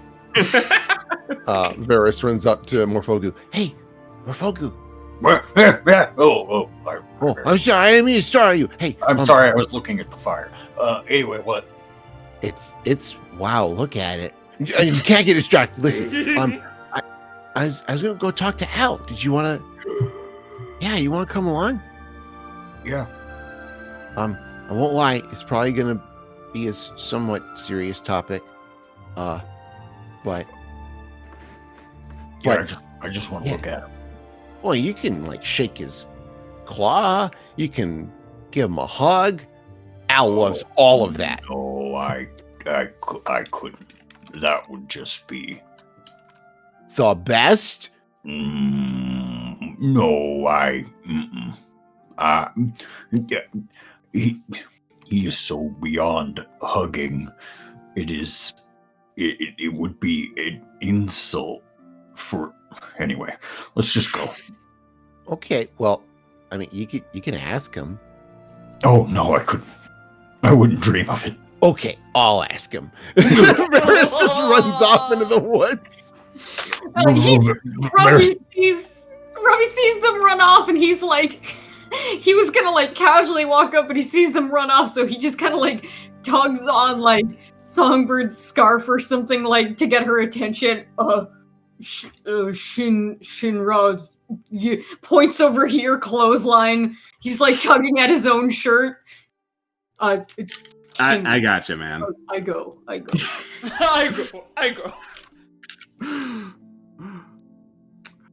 Alright. We're gonna use Wasps. Yeah, you could. No, we're not gonna use wasps. You could super recycle a map. It does not matter. I do not need your permission. I planned on it. Okay, I'm just making sure. No, I'm not hastily cobbling something together in the background here. Nah, we're going here. Speed lightning. Oh, good. Lightning maps. What? I've seen this one before. Shut up! Shut up! Shut up! Wait, hold on. I can fix it. Oh, Rotate one tree. Yeah. Oh wow! Holy A shit! new map. What is this place? Oh, this looks great. Wait, what did you do? I didn't even look. The shadow layer on the tree. I rotated a shadow. Baller. Well, good job. That's how I'm lost now. Yeah, Varys immediately runs up to Al and throws her arms as best as she can around him. Yeah, you hug Al, and he in a customary fashion like nuzzles the back of his chin against you and like, you know, wraps as much of his hand and claw around you as possible. Hi, Al. Hi, Varys. How have you been? You've been counting deer? I ran out of deer. What happened to him? Yeah, he shrugs. I just haven't been seeing them. Now, moose, on the other hand. Oh. You catch a moose? I caught one. It feels unwise to anger too many, though. What's the point of moose? Meese? Moose. Al shrugs. I don't know. I doubt anyone does. Ruffy in common. Moose. That doesn't happen. I brought Ravi and Morfogu because I know I mentioned this earlier. Varys gets really close. Morfogu is really nervous about being around you. You did mention that, yes. Yes. So if you could just be like super nice, which you are already, but like really lay it on thick, because I think he really wants to talk to you and like, you know, give you petty pats and things like that. Al looks over at Morfogu, looks back at you. If that's what you want. What do you want? I mean, that's important too, obviously. Yeah. He just sighs.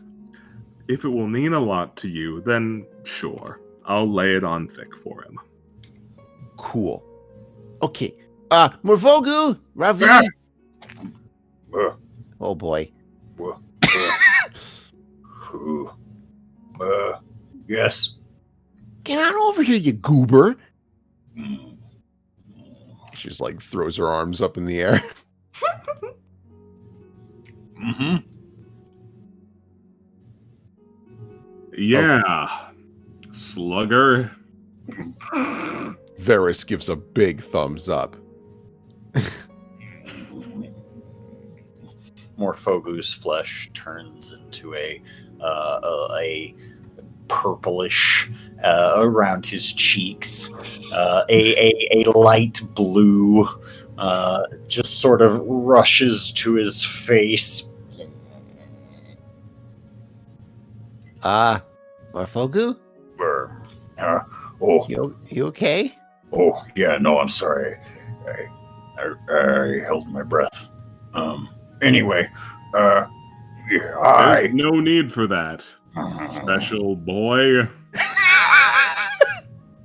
Oh boy. I hate this reactive. And it's like, oof, oof. Varys sees nothing wrong. Ruffy unfortunately sees nothing wrong either. Fucking hit. But smash baseball noise. Morfogu is hit. Oh, he comes back with a new stock. Yeah. He comes Good back down joke. with a new stock, jumps off the thing. Oh boy. Ooh. Hello, Al. Hello. Can I ask you something? Of course. What is it like to fly? It's... I haven't thought about it much. What's it like? Varys is just like poking him. Well, I've been able to fly for hundreds of years. It's sort of lost its novelty. Al kind of pokes you, Varys. Why don't you answer? Oh, well, I won't lie, really scary at first, cause like I'd never done it before. But you just hang on real tight and get to feel that nice cold air, and you go through a cloud, and it's all misty, and it's just, I don't know, it's just kind of wild, really. But at a certain point, it just becomes calming because you're just with your best buddy. Morphogu is not here in this space. He is somewhere in his imagination, somewhere in his mind. Uh-huh. Yeah. No, that makes sense. Yeah, it's kind of like what it was like in the books. Ferris like leans over to Al. Okay. Now, this is very important. You come first. Would you be able to just give him a quick loop around? Like, if you don't want to, that's fine. That's why I'm asking. Al like glances over at Morphogu, glances over at you. It's dark and he's inexperienced. It would be dangerous. Okay, that makes sense. No problem. Maybe another time. Al just like quietly does a quick sigh of relief, just like, Thank God for that. Morphogu just goes, yeah. Whew. Okay. Yeah. Yeah, but so okay. Sorry to kind of dive into a somewhat serious topic. Al, when we were down in the, oh boy, I didn't really tell you about that because I just got here. So Varys goes into the long-winded explanation of like what they saw down there with the robots and the rust monsters and things like that. yeah, no, you give him a hearty explanation. Yeah, and then she's like, so it's been there for a long, long time. And I was talking with Peter. He's very nice. And he mentioned that the ink rot, which is, I guess, what the corruption is now, was caused by dragons and tieflings, or at least played a part in it. Is that true? Al cocks his head a little bit. I have no idea. Oh. I mean, it was a really long time ago. It was a long time ago, and yes, I am quite old, but if it was 1,000 years ago, that's just very, very slightly before my time. I didn't know you were that old.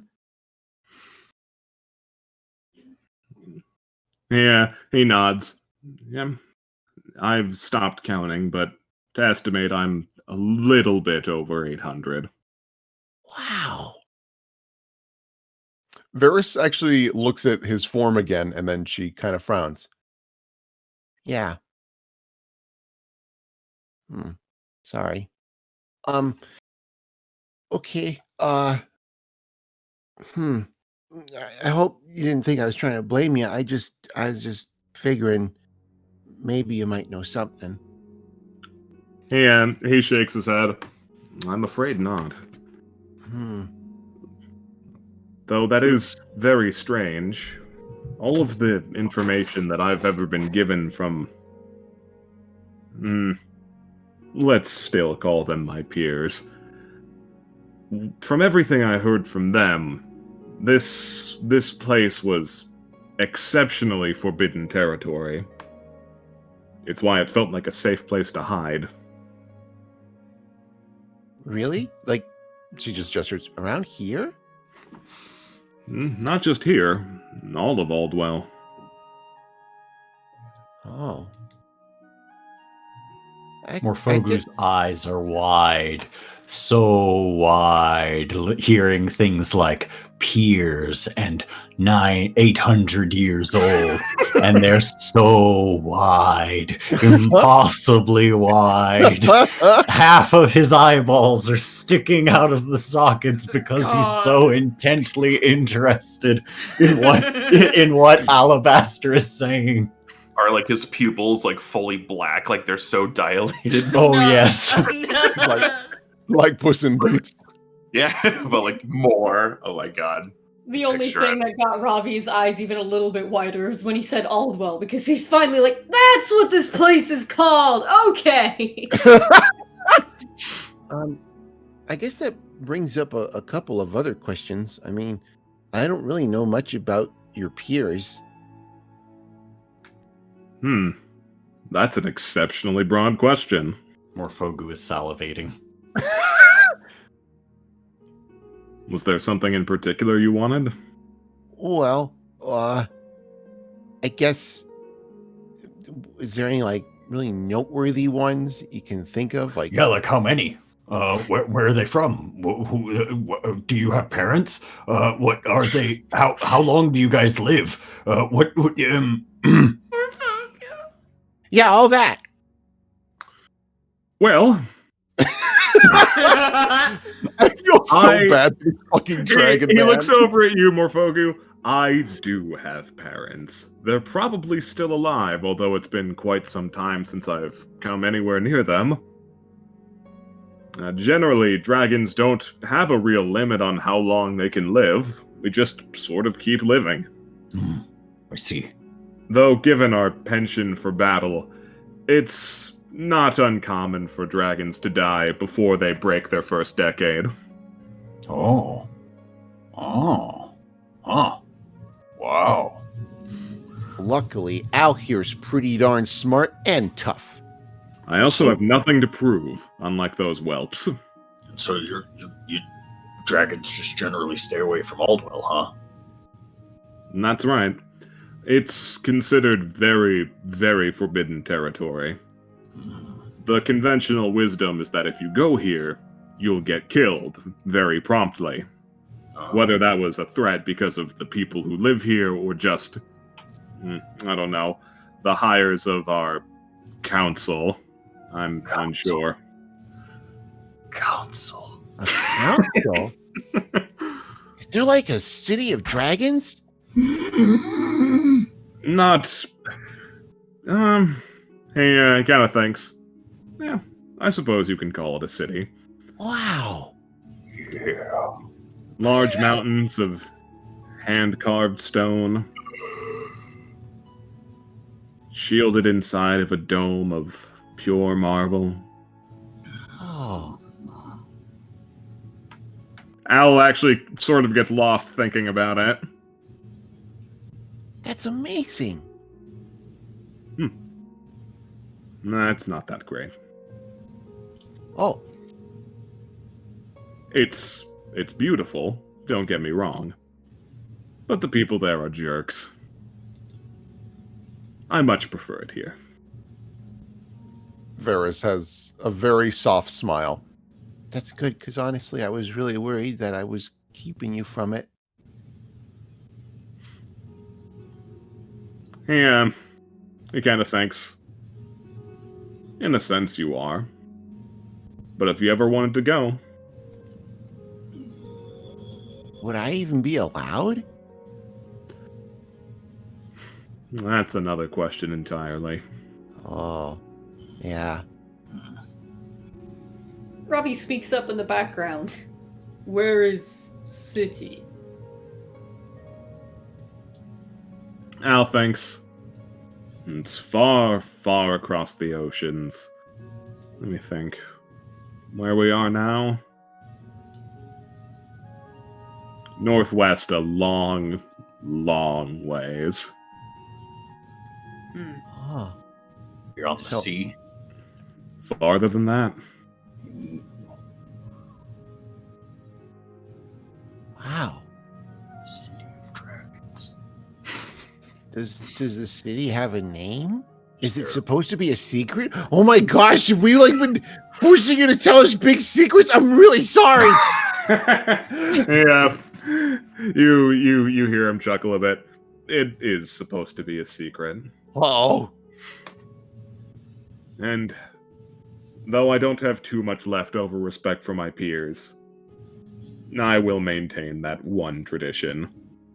Just know it's beautiful, and it has a name that fits. So how many I don't know if this is rude to say or not, but how many variants are there of are they all blue? Oh, goodness no. There's many colors of dragon. Yeah, there is. Any color that you can imagine, and several that you can't. Though those are the Fey ones, and they're unruly, even for a lot of dragons to be dealing with. oh, are they a bigger rascal than you? He looks down, he blinks twice. Yes. Very much so. Oh, I can't even imagine. Varys. It's probably for the best that you don't. Well, I guess is there anything that's been on your mind lately? We haven't really gotten to hang out in a while. Have you been having fun? I have. It's been really nice. Don't get me wrong, you're always my bestest friend in the whole wide world, but it's been nice to have some new friends. It's some stiff competition, I'm sure. Yeah. But don't worry. I know how jealous you could get. You're still on top, big guy. Yeah, he chuckles a little bit. Well, I'm glad to hear it. But they can be your friends too. And she points at Ravi and Morfogu. Ravi, who I don't even know what he's doing. Vibing. He's just listening. He's been vibing. He looks over at Ravi and nods and looks over at Morfogu. Oh, goodness. Could I even be friends with someone as cool and dashing as him? Oh boy. I mean, why don't you ask? Well, I might just be too gosh darn shy. Oh, gee, Willikers. Okay, I got your back. That group wants to eviscerate themselves. Oh boy. Uh-oh. What's going on over there? He's having a very cool stomach ulcer. It might be that rust egg.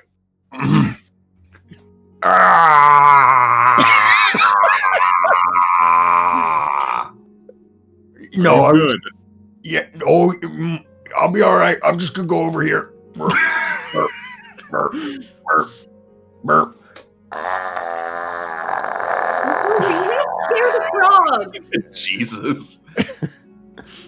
Oh yeah, Ravi, your frog made it with you, entirely unscathed. Yeah, I'm gonna put him back. That frog is like, what the fuck? The things I have seen. Your frog's like, I got to eat a few wasps. That was cool. That's the highlight of my life. Ooh. All right. Well, this was great. I gotta. I'm gonna go back to camp. Try to sleep. Maybe one day ever. Okay. Bye. Bye, everybody. Bye, Al. Bye, Robbie. Man, Bye, there goes a real rip roarer. A dashing rogue. He is a rogue, actually. Is he out of earshot yet? A calypso cool guy. Varys nods. Yeah.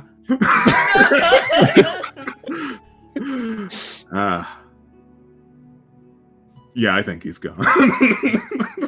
Yeah. He looks down at you. How'd I do? I thought that was amazing.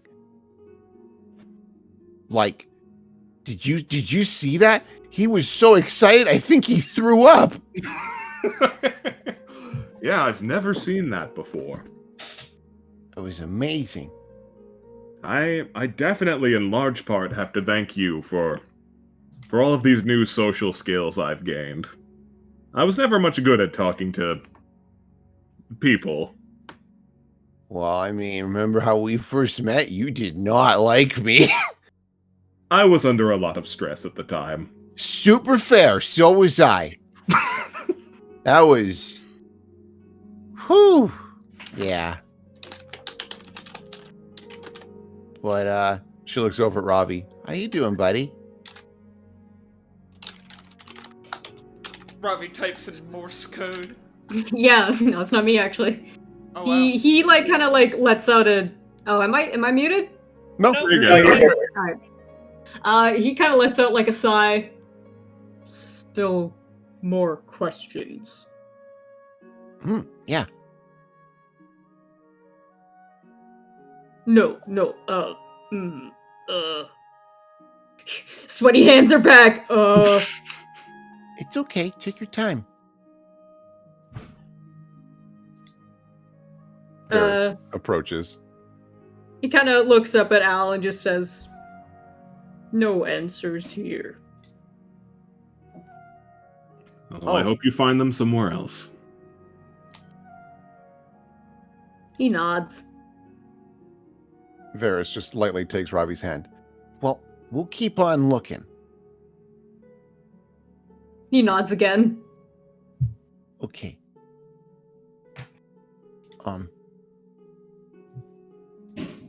Varys like looks around. She doesn't really know what to do.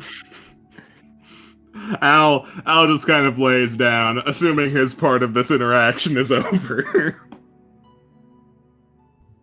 What is moose? Moose is like a really, it's like a deer, but imagine if the antlers were like, oh, this is the terrible explanation, but like big and wrong shovels. Be sure to tack on bad attitude. They're also grumpy moose. And Varys like furrows her brow and like she actually like pretends to have antlers on her head using her hands. He didn't understand any of the words in that sentence. He thinks he's experiencing a macroaggression. Varys thinks, okay. Varys pulls out some paper and like kind of draws on it as best as she can. Should I roll an Yes, art please, check? please. Yeah, this is like just a perform check, I assume. What is art? What is art? Rule? Craft. Yeah, it would probably be craft, wouldn't it? So yeah, roll intelligence. Oh no! Would art be tied to intelligence though? You're right. I think the last time we did art, I don't remember what we did. Let's call it character level. Oh, thank God! I feel like Varys is pretty good at art. Yeah. Yeah, so she does her best to draw like a deer and then what would be a moose and like writes down the word deer. Okay, she starts drawing it, and he just, cow. Oh, not cow. Not cow, but similar? No, not cow at all. Cow doesn't fight back. Moose fights back. Bummer. He looks up with like a quizzical eyebrow. Big? Oh, quite. Varys puts her arms out. Bigger than this. Eyebrow goes up. Yeah. And she uses like a stick to like circle around the horns.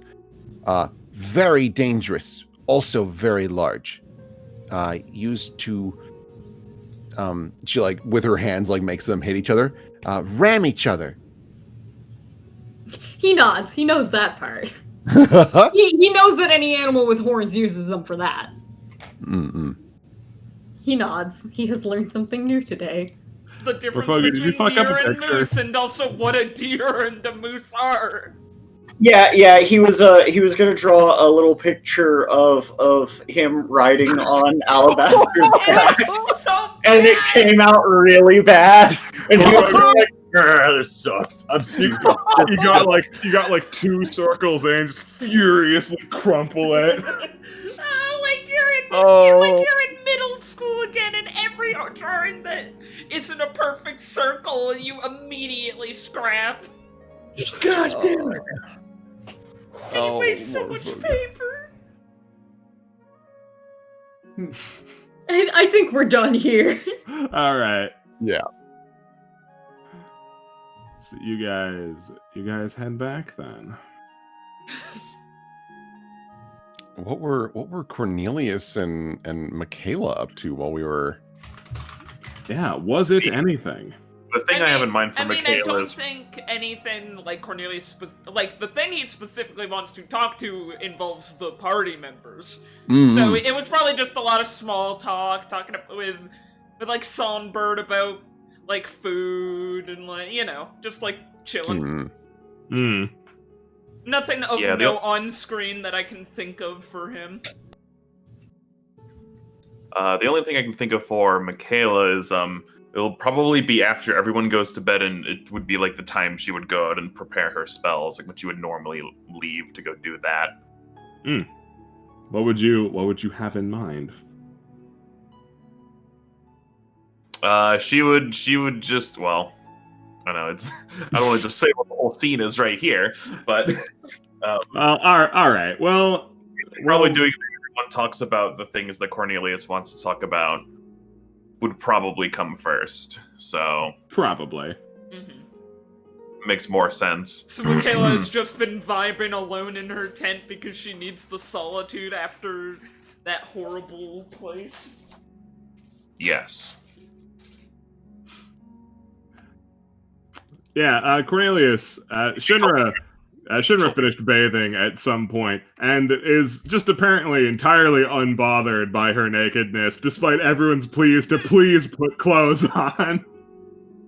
Eventually, she is coerced, but it takes some doing. Oh, just Cloak and Morkogu averting his eyes. I like to think that Morfogu comes back while that happened. Like, Morfogu came back and it was like, hey, what's up, guys? And then Shinra walks up like that. Hey guys, I'm back and I feel blue. Gross. It's not gross, just not for me to see.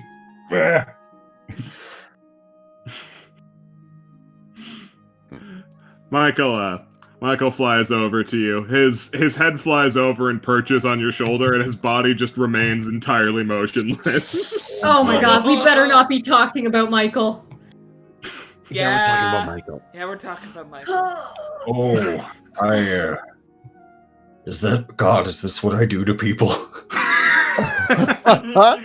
He likes you. Oh, I guess that's better than the alternative. I think it might be because I gave him a nasty egg earlier. That is usually all it takes to win him over. Eggs. Yeah. The newest philosopher of our time over there. Yeah. Yeah. Hey guys, Yeah. how was the talk? Good? Fun? It was pretty good. Had a nice little cheat chat, and yeah. So how are things going on here?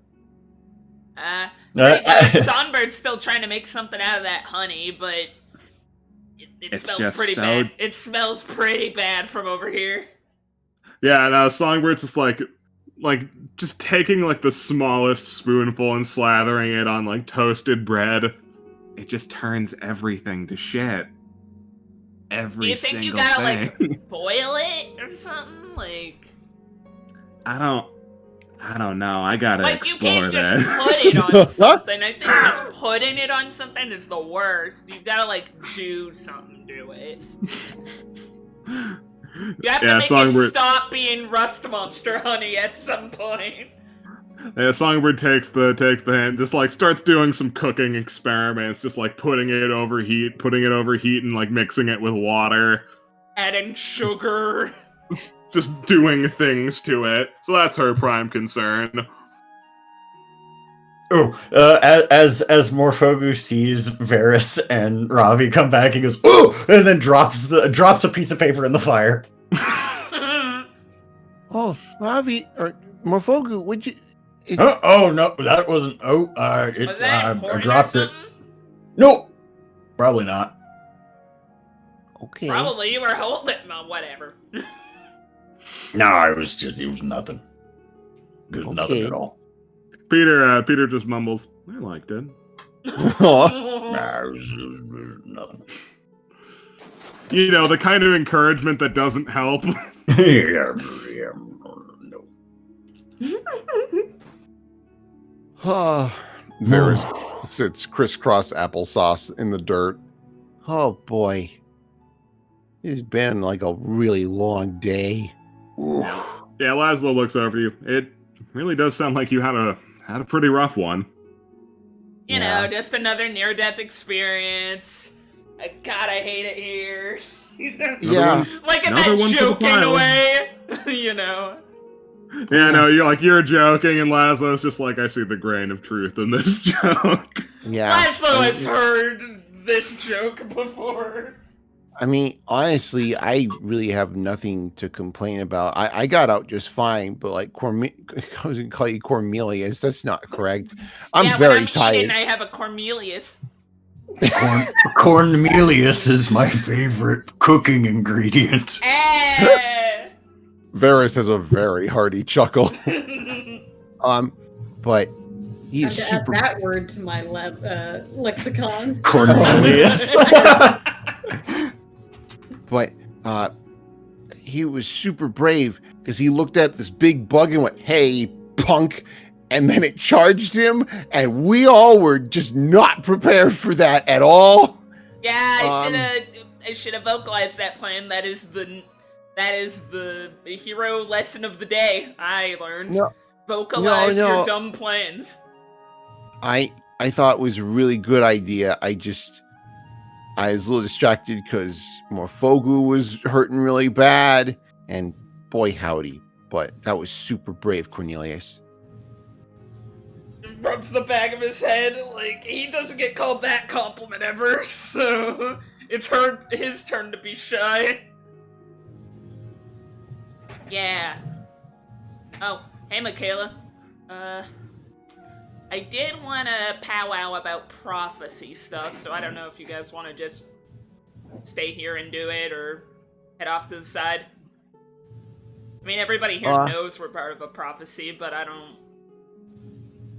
I think that's fine. What do you guys think? Yeah, sounds good to me. Nod. It's fine. Okay. Well, Cornelius, you have the floor. Yeah. So, was sitting on this for a few days. Kind of in denial for a few days, honestly, but... Remember back at the Black Dogs camp?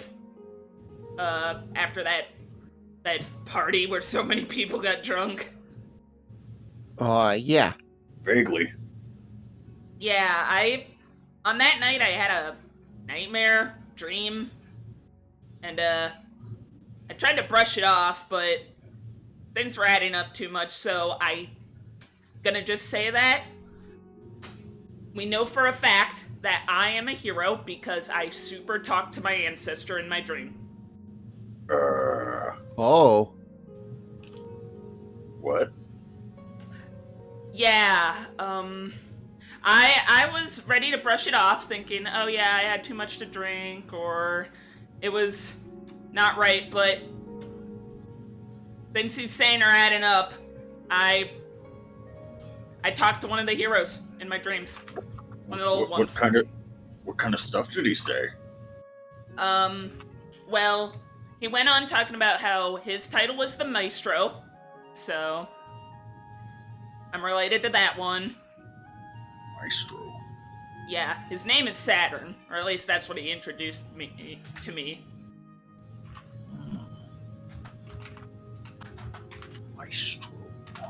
Yeah. So, just a quick global perspective check. Everyone, roll character level. Okay. Last time I did this, it worked great. This time worked better. all right. Like, I don't know if I have more. Nah. Oh boy. I don't know if I'd have more perspective on it, given my background, less. Like, it So- feels up in the air for me, you know? So actually, you describe him any level at all, and you describe him as like, you know, the Maestro, and that's his title. And Michaela, you recognize the name Saturn. You do. It's generally pretty common knowledge, but the lot of you are just pretty uncultured, I guess. What Cornelius may as well have said to you, Michaela, is that he is related to William Shakespeare. He talked to him in a dream. Oh, That's kind of dope. Cornelius lived a really sheltered life, actually, so he might not have known. So, yeah. Yeah, that seems about right. Michaela, so like this is guy's just like literally like a William Shakespeare. Like, Yeah, same- no, like- same The whole thing. literally- equivalent. An equivalent of William Shakespeare, which you can't help but question in particular aspects like, wait, Maestro, he didn't write songs, he wrote plays. Billy Shakes. Yeah, Billy Shakespeare, as he's referred to in LFO's Summer Girls. Hell yeah. Michaela thinks for a second. She kind of scoots back to her little tent. She searches through her books and she comes back with like a music book. And wait a minute, it would have his stuff would still exist in some form. I'm trying to make sure it's not some fucking. Oh yeah, no, like- his stuff does still exist. Okay, it's not wiped out, and I'm gonna be a fucking idiot on stream again. Okay, she's like, I've heard that name before. She goes through and finds one of his play dealios. Yeah, no, and you pulls find it up, and it's like this is him. now you find you open up a book containing just an anthology of various works. The particular work in here is referred to as The Last Days in Dreadwood. He even showed me this play. He made me take part in this play. I didn't like it. He stabbed me again. Songbird zones in for a second and like looks over at you. Yeah, that place sucks. I got stabbed in it, so I hate it now. Robbie has been trying to translate as most of this as he can to Shinra. Yeah, no, Peter realizes like, oh yeah, I gotta keep her in the loop, and he tags in as necessary. Yeah. The play started, or the dream started off as me being one of the characters in that play, and then it shifted over to me and him just talking, and we talked for a while. He's apparently been trying to contact me for a while, but I never remembered the dreams before this. well, maybe he didn't succeed before. Maybe it was like kept knocking at the door, but just no one answered quite yet. I mean, that's kind of what I was thinking, because that night that song I sung, I did not know that song. It just came to me. So Maybe that was some breaking through point between us. Wow. Well, wait a minute.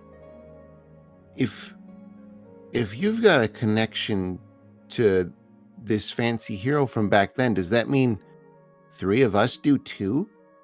It might not be the same. I mean, Oh, yeah. but... And from his description, something went wrong with the prophecy already, so... Which part?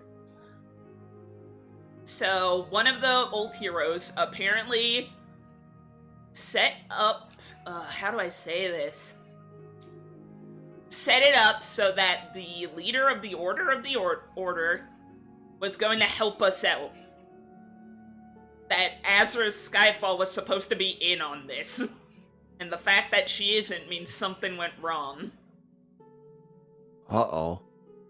Yeah. What? Should we? And I Kinda remember, weird, but I remember, Helderon saying something about... That's what jogged my memory on this whole thing and made me think, oh yeah, he's not... This isn't just a drunk dream or me going crazy. Because he talked about it too. Yeah. That's strange. I mean, they unprophesized something that they had previously professed. Has Laszlo had any input in this, or any... Laszlo's just been thinking, but you mentioned Azra, and he can chip in. Azra, yes, she is pretty well known for being connected to her own prophecy. It's what the entire order was founded on. Yeah, he kind of thinks, you aren't saying that all of that's just baseless, right? I mean, I don't think it's baseless. Saturn did say that, I think the Angel was the one who set that up. That was the other hero's title.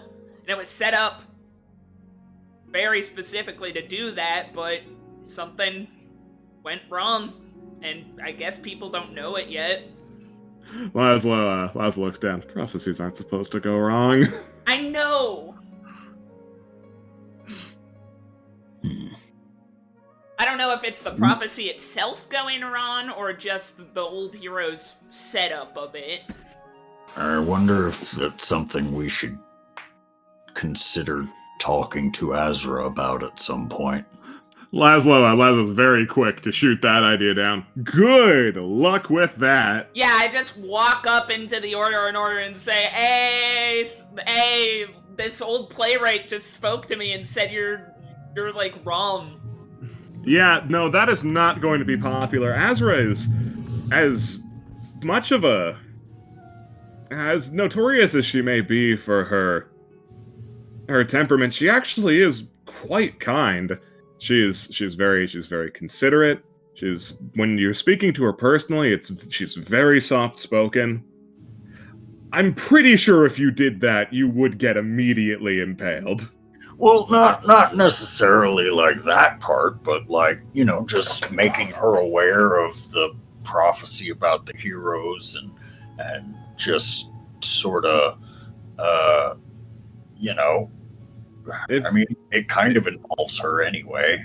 It does, and it would probably be wise to let her know about it in some capacity, but I don't want to figure how we're going to swing that. Maybe we think on that more. Maybe we just put a pin in that one. Yeah, other things of note, he was buried in Catch and said we could probably pick up some stuff there that would be of help that he set up. Songbird just glances over. Wait, where? Did he say? Me trying to remember specifically, did he say grave rob him? I don't know if he did, but he may very well have implied. I don't think he said that exactly, but I think he implied rob his grave. Have you ever been to Catch, Cornelius? No, I haven't gotten the chance to yet. I mostly stayed on the right side of the continent before now. What? You know, the east. Oh. Not like in the desert, but like, you know. I see. Okay. Well. Also, I'm pretty sure my ancestor was super the one that fucked over Kel, and I do not like that, and I feel really bad about that, but it wasn't me, so... Huh. Because Kel was giving me the bad vibes, and crossing it with what Saturn said about... He had a blindfold on and talked about being able to see things, even with his eyes closed, so I think there might be a connection, and I don't like it. I don't like it. Oh, you think he might have cheated? I think he was the one that cheated. I see. And Kel still... You know how those demons don't really seem to be able to tell a lot of the difference between us and them yet? Like, they can a little bit, but... So, do you think that Saturn took Kel's ability to see the divine or whatever?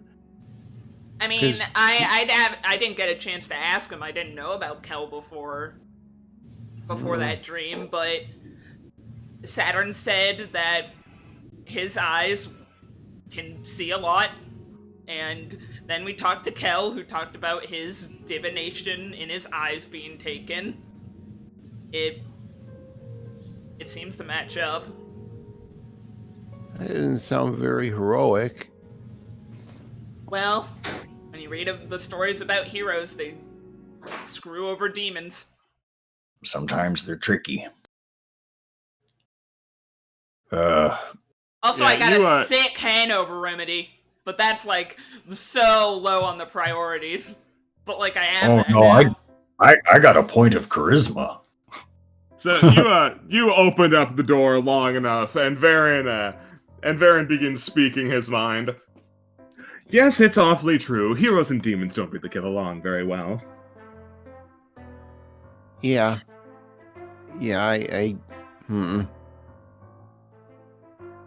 It's truly a tragedy, truly a tragic tragedy. Although, don't worry, I'm sure Kel doesn't hold it against you. Personally, I might. I'm not entirely sure yet. Well, I hope you figure it out soon, and then don't. Like sips on tea. We all hope things. Well, oh boy. Varys just kind of scratched the back of her head. Maybe you already mentioned it, but now with this knowledge, did the speaker do anything bad to you guys? Who? Me? Me or perhaps the rest of us? All of us? Any of us?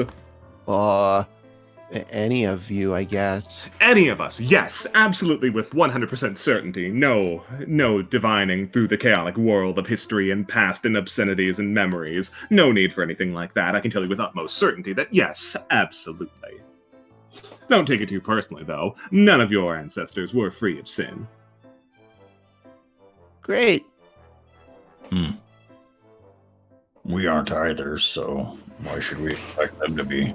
Exactly. It's like you said, those stories about heroes overly embellish. No one's really a hero, I think.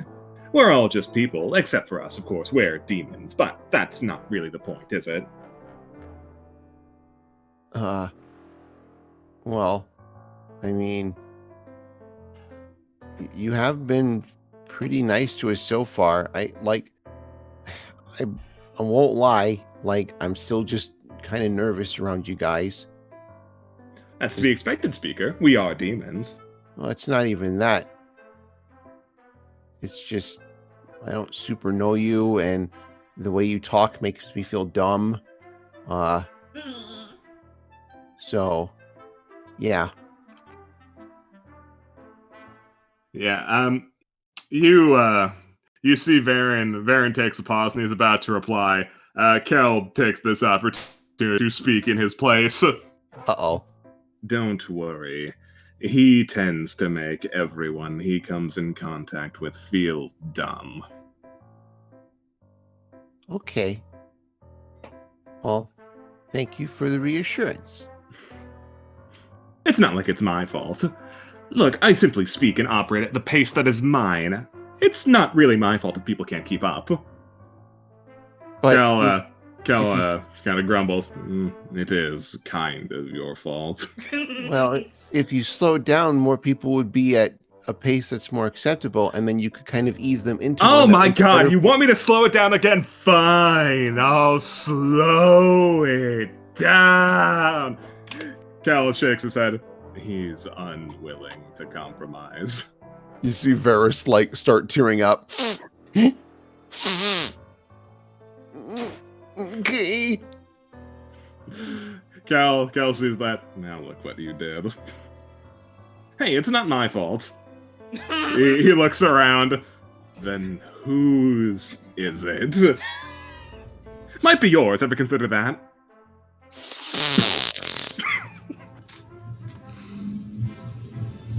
Yeah, whatever. Well, I think. How long do you think these visions lasted, Cornelius? What, my dream? I mean, I think it Was it lasted just about over the course of a night? He's trying to think. I went to bed at like maybe an hour. I see. It was about the length of a dream that you have, and then you wake up, and then you can't go back to sleep for a while. Like a really short dream. So. I mean, that could be any amount of time. Yeah, I bring it up because I just wanted to say, moving forward, if any of us have any strange dreams like that, maybe we should try to bring it up sooner. Not holding it against you or anything. It's just No, I super get it. It's my bad. He kind of actually wrings his hands. we had no way of knowing. I wanted to run away from that. I wanted to not be the hero in the group. It would have been way easier to just be the normal person, I guess. And I wanted to be that. But we're here. I don't think any of us are normal, hero or not. Yeah, but one person doesn't have a whole prophecy riding on them, doing some heroic thing. Yeah. I don't know. I think, are you doing okay, Varys? Yeah, I'm okay. Oh boy. So, what happens now? I mean, I think we just keep going on our way to pick up people. Like, my thing happened after I guess, tapped into myself. Like, it happened because I did something that resonated with both me and him. So, I think those moments will happen eventually. Is there anything that you can think of that might have kind of propelled it to happen?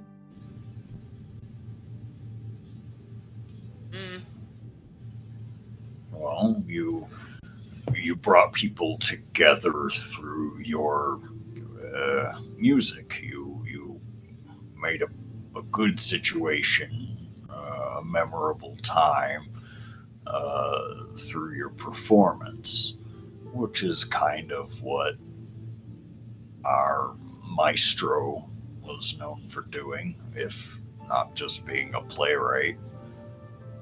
Yeah. Our disadvantage is that we don't know what all the titles are. Tristan holds up a finger. Or who they belong to. Right. Yeah, it would be easy to say, oh yeah, one of us is the maestro, just try and everybody just try their best to sin away their problems, and one of the times it'll work. Like, Yeah, it but doesn't it's a feel bit very. more abstract. Like the one other one we know, I think, is the angel, and that's a bit more abstract. Speaker. Oh, and the speaker. Hmm.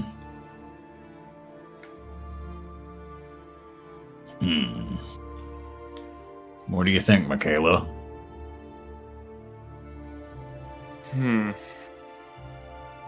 She sits down and sort of shrugs. I don't know. Yeah, me neither. Yeah. Yeah. Probably get a. Yeah. I'd get a headache if I think about it too much. It's been a long day. Should probably start hitting the old tent.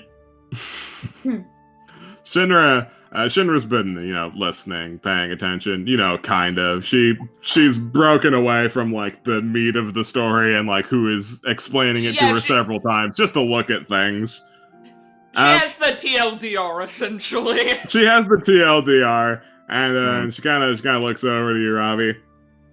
These guys are a bunch of sad sacks, right? Not usually. And what's with all the bummer atmosphere? You guys are important. All right, party. Come on, do something. The universe doesn't care about most people. Why not celebrate that it cares about you? I don't know if Robbie or Peter like translate that, but yeah, Peter does. Good night. Well, good night, Morphogu. Hi, Robbie Morphogu. waves to him. I mean, Varys stands up and kind of dusts herself off. Wait, that's my tent, isn't it? Mokodu comes out with his weird, like, purplish blue blush. Michaela wouldn't even notice. Like, Wait, is I just that noticed. Morphogu's tent either? Yeah, still not it. I think That's it's my this tent. one. Isn't it? I thought it was this. Oh, no, this is pretty. Patches on it, isn't it? One of them has to be right, right? It's been a long day, guys. Tired. Varys stands up and dusts herself off. I mean, you do have a point, Shinra. It's just one of those things where, I mean, for me at least, I'm just worried I can't live up to those expectations. Why? 'Cause, Are you a wimp? sometimes. I mean, I am. Yep. Raise his hand. Yep. Wimp. It's more just like the last couple years have been a lot for me. And I never really saw myself doing any of this. So it's just kind of scary. Shinra like looks up to the left to think a second. Yeah, I guess I get that. But also, like, nut up. She shrugs. I saw what you did to that royal rust monster. You're no slouch. If you're worried, just don't be. God, helpful grandma advice. Just don't, lol. Have you Yeah, tried that's not being anxious? Why don't you stop being poor, dumbass?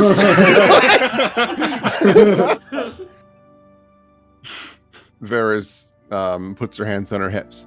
Well, thank you, but that was more reactionary because people that were important were getting hurt, and they got hurt a lot worse, even though I did try my best. And now I'm being told, hey, you probably need to, at some point, because you're the speaker, make a whole country listen or something. I don't know what's going to happen next, but like, I almost lost a couple friends today because I couldn't hit a bee. Oh, did you lose them? No, You have to give a speech today. no. And who fucking cares? Does Peter translate the fucking? He does not. He leaves it out. Then who expletive cares? Varys thinks about that really hard.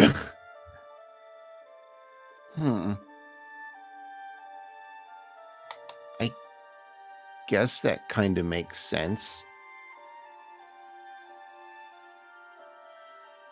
I guess it's important to worry, but focus more as it comes.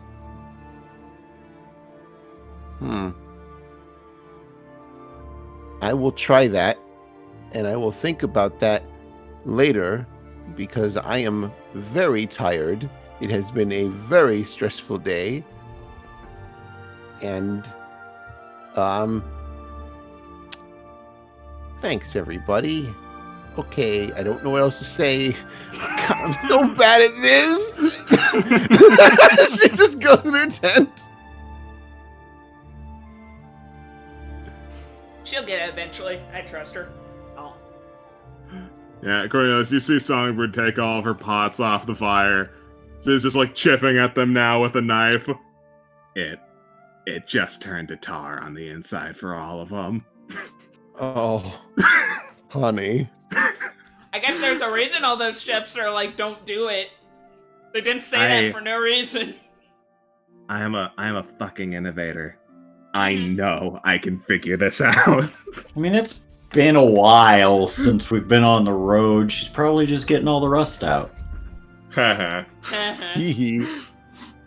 Save Take some 10 for me. damage. Save some for me. Yeah. Laszlo stands up, just like, well, that was very informative. I'll be sure to sleep on it. Good night, everyone. Hey, Laszlo.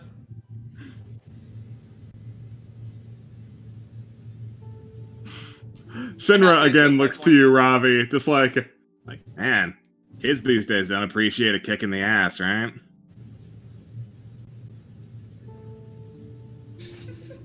Trying to talk to Ravi like he's also your grandpa, your conservative grandpa. Back in my day. Man, Shinra has just a lot of unbridled confidence, you know? Everyone she talks to, she assumes just agrees with her. Fucking boomer. Yeah. Tristan and Michael go off to just, stand watch, because it's what they're good for. Peter is also an unsleeping machine, so he just hangs out. You can just vibe. He just vibes. Michaela, are you slipping off? Yeah, Michaela's going off to I don't know what time it is. Maybe it's early, but she's leaving to go do her stuff. Yeah, sure. Let me clear off that other map. We're gonna get a lot of mileage out of it today. Maybe Take rotate off one the apple. shadow one more time. I wasn't gonna, but just for you. Just for you. Fuck yeah! And yeah. wait for it. Maybe it's nighttime, so there's no shadows, 'cause it's dark. Oh, I saw that one. Fuck, I'm lost. Oh shit. I followed you like a creep, I'm sorry. Alright, Michaela. Oh, Michaela, there you are. God, I haven't been back to the camp yet. I got lost. Wait a minute. If you weren't at the camp, then who's... Oh, no! You almost went into my tent. Michaela, you find a nice quiet spot in the woods. She does.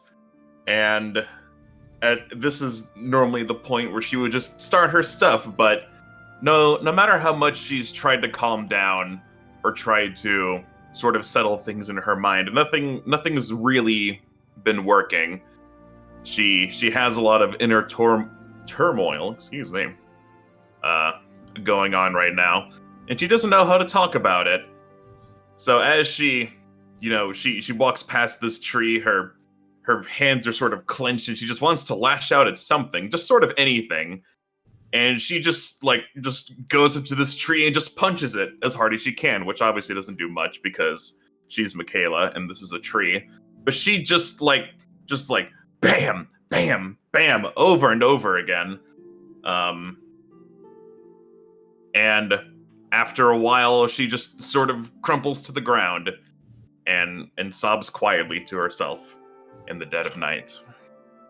F. Oh, jeez. All right, you go to town on a tree for a while, and you were pretty sure you were alone. What did you hear? What is I heard that? you were having Oh. a breakdown, Queen. Doomsayer's goggles. Isn't how I expected this to go, but all right. You should smile more. Oh my god! You have your moment. You punch, you scream as necessary, and Doomsayer doesn't stop you. You probably don't even know he's there or how long he is there. He just sort of lets you do your thing. Eventually, once you've tired yourself out, he makes his presence known by just stepping up next to you.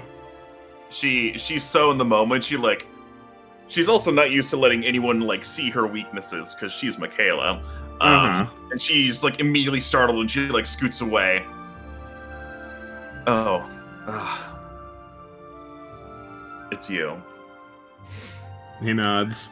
She tries to compose her. She stands up and kind of brushes herself off. Her hands are all messed up. What is it? What can I do for you? He takes a step forward and holds out a hand. She hesitates, but knows that if she does nothing, he'll probably just keep doing it. So she reaches out her uncorrupted hand towards his. Yeah. He holds your hand very, very gently in his palm.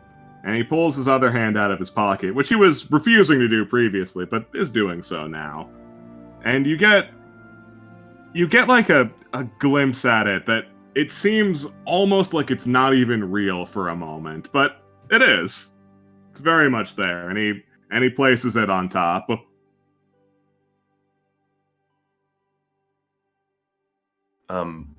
She blushes a little bit and looks away. Thank you.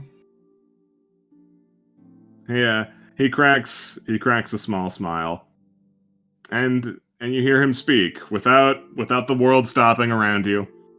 You're welcome.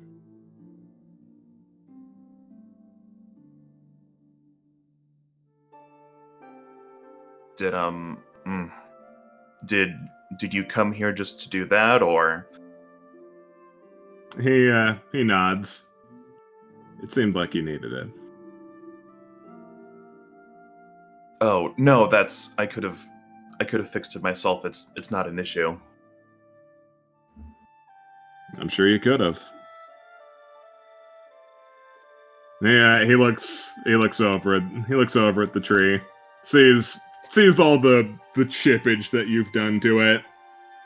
Runs his hand over it.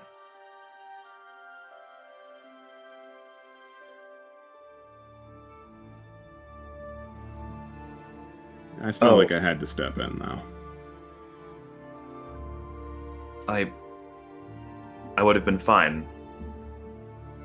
Yeah, he looks over to you. I know you would have.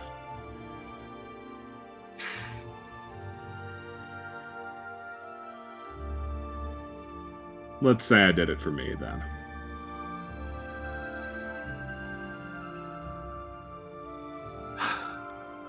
All right. Yeah, Doomsayer gives you some space, just leans up on this tree, and he's content to just be here in silence for as long as you feel like being here in silence.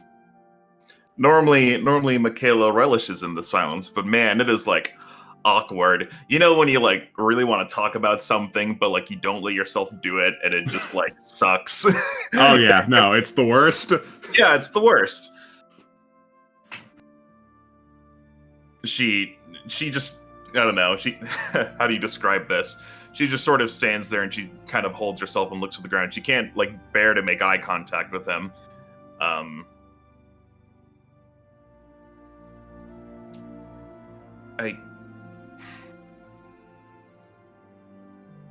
I don't think I can do this. Why not? It's harder now. When I was alone, it was easier to take care of myself, but now I have to not only try to do that, I have to take care of everyone else, and at some point I don't know if I'll be able to. Yeah, he nods. The life of solitude is always easier. Yeah, he glances back to you. So why not walk away then?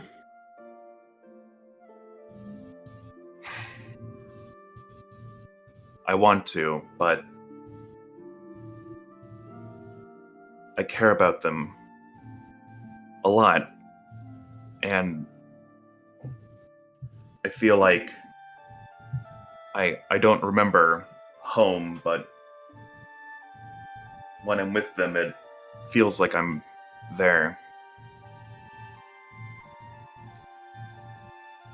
Have you tried telling them that? Yeah, but that sort of thing is always easier said than done. And there's more to it than that. There's so much more. I don't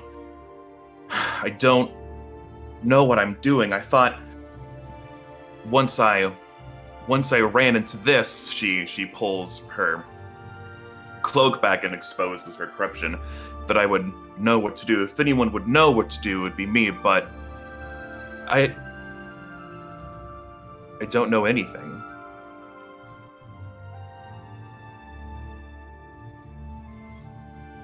Yeah. He takes a deep puff from his cigarette. Must be frustrating. She looks back at the tree she's been punching. It is. And if I feel like if I can't take care of myself, if I can't fix this, then how can I help them when they really need me? Not just patching them up after battles, that's doable, but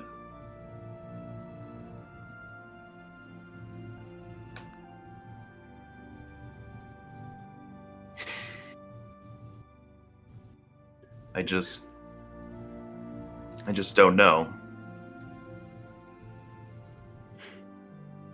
Yeah. He turns his head to look to you, even if you don't want to make eye contact. It's difficult when you start dealing with other people, getting them tangled up in your affairs.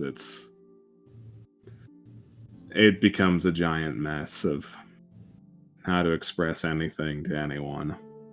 And there isn't a right answer. You don't know what to do. Frankly, I don't know what to do. But they don't know what to do either.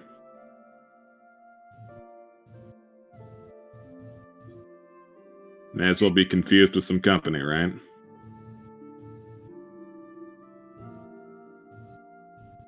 Maybe, but it's just God, it's so, I hate it. She starts getting like really upset. I just hate it so much.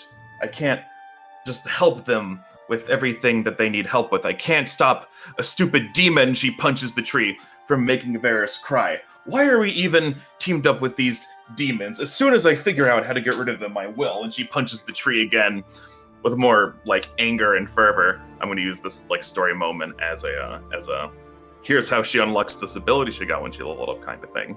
Of course. She just keeps punching the tree.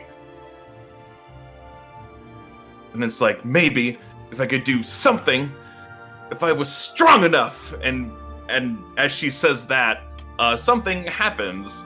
A blast of negative energy channels out from her hand and blasts into this tree for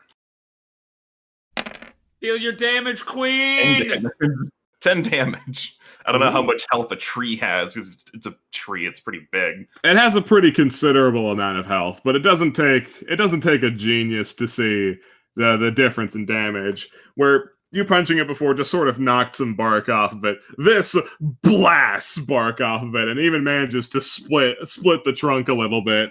Doomsayer, seeming to know this was going to happen, just steps ever so slightly out of the way so he's not hit by any shrapnel.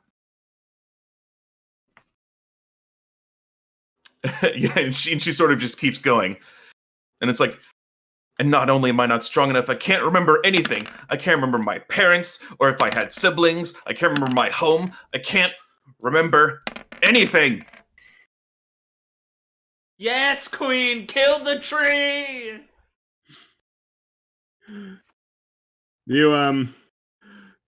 You start throwing punch after punch after punch, voicing all of the grievances you have with your life.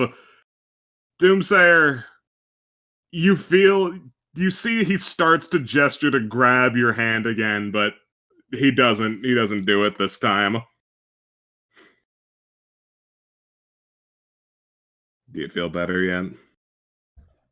She looks at her hand, sort of coursing with this negative energy, and she lets it dissipate, and she puts a hand up to her eye to sort of hold back her tears. No, I don't feel better. I don't want to be a hero. I just wanted to live a normal life with the family I can't remember. I didn't ask for any of this. None of us did.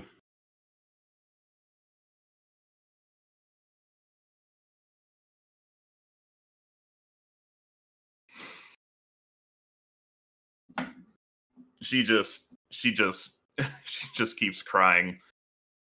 She just leans up against the tree. What's left of it. And, yeah, you've done a real number to it. Yeah, it's probably a lot.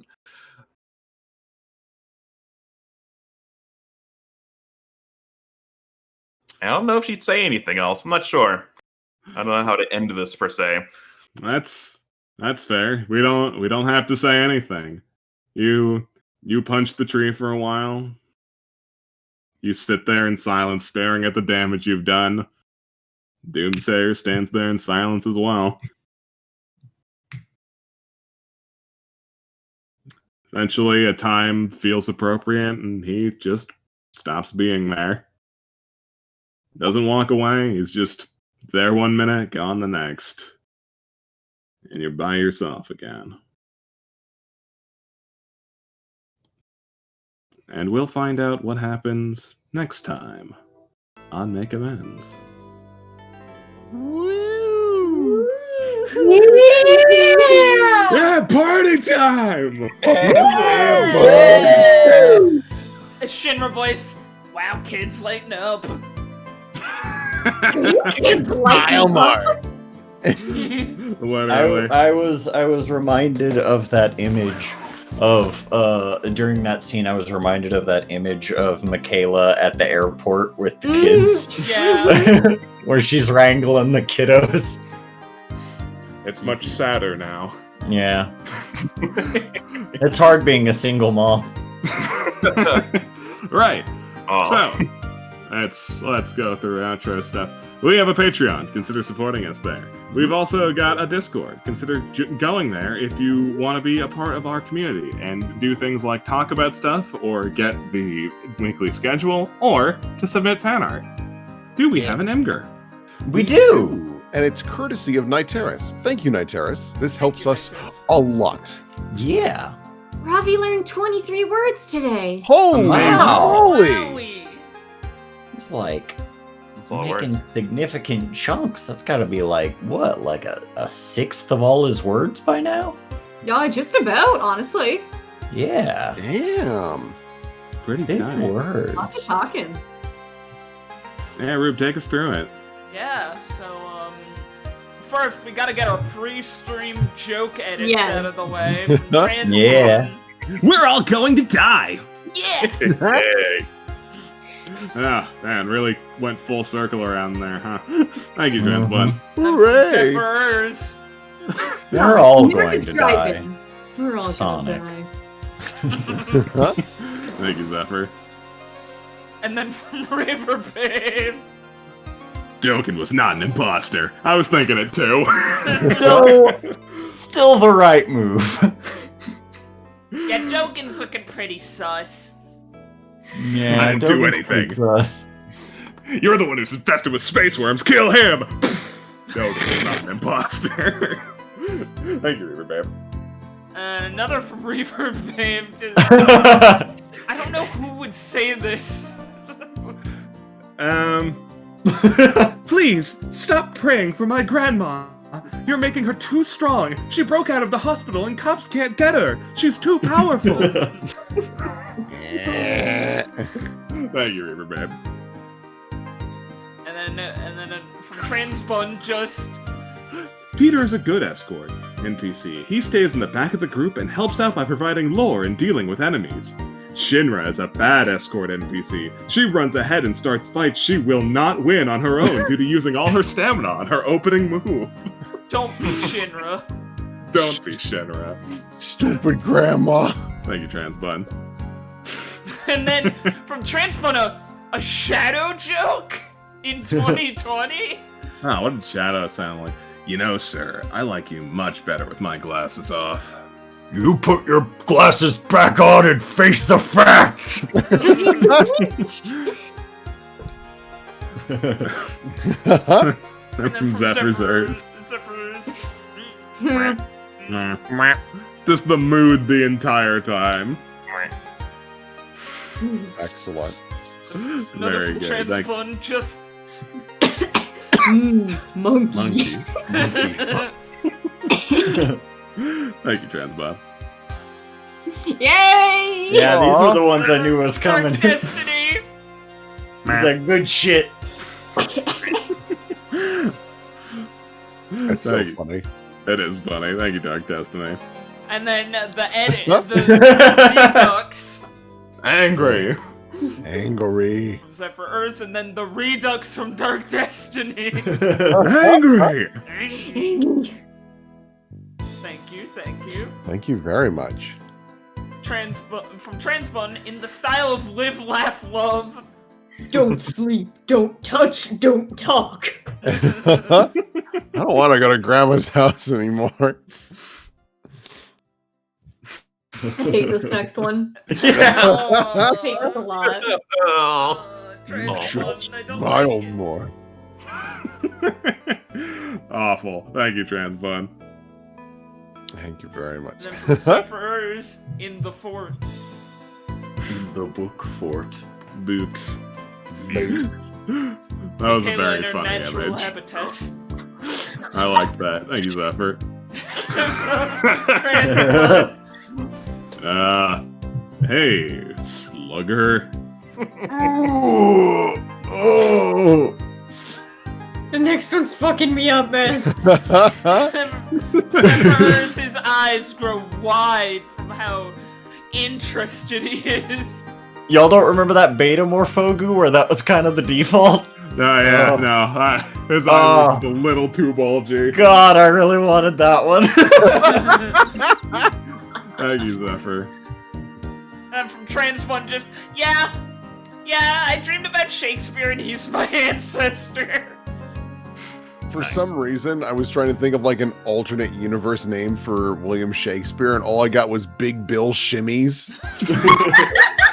Big Bill's Auto. A Yeah. stripper name? Big Bill Shimmies? Yeah? Or like Yeah. a steakhouse or something. I don't know. Yeah. Thank you, Transbud. Thank you. From Zephyr's. You stole my eyes and never gave them back. What You was like the that sometimes. original context of this image? Yeah, I don't know this one. So I'm just like, all right. I'll take it for what it is. Thanks, Zephyr. Thank you.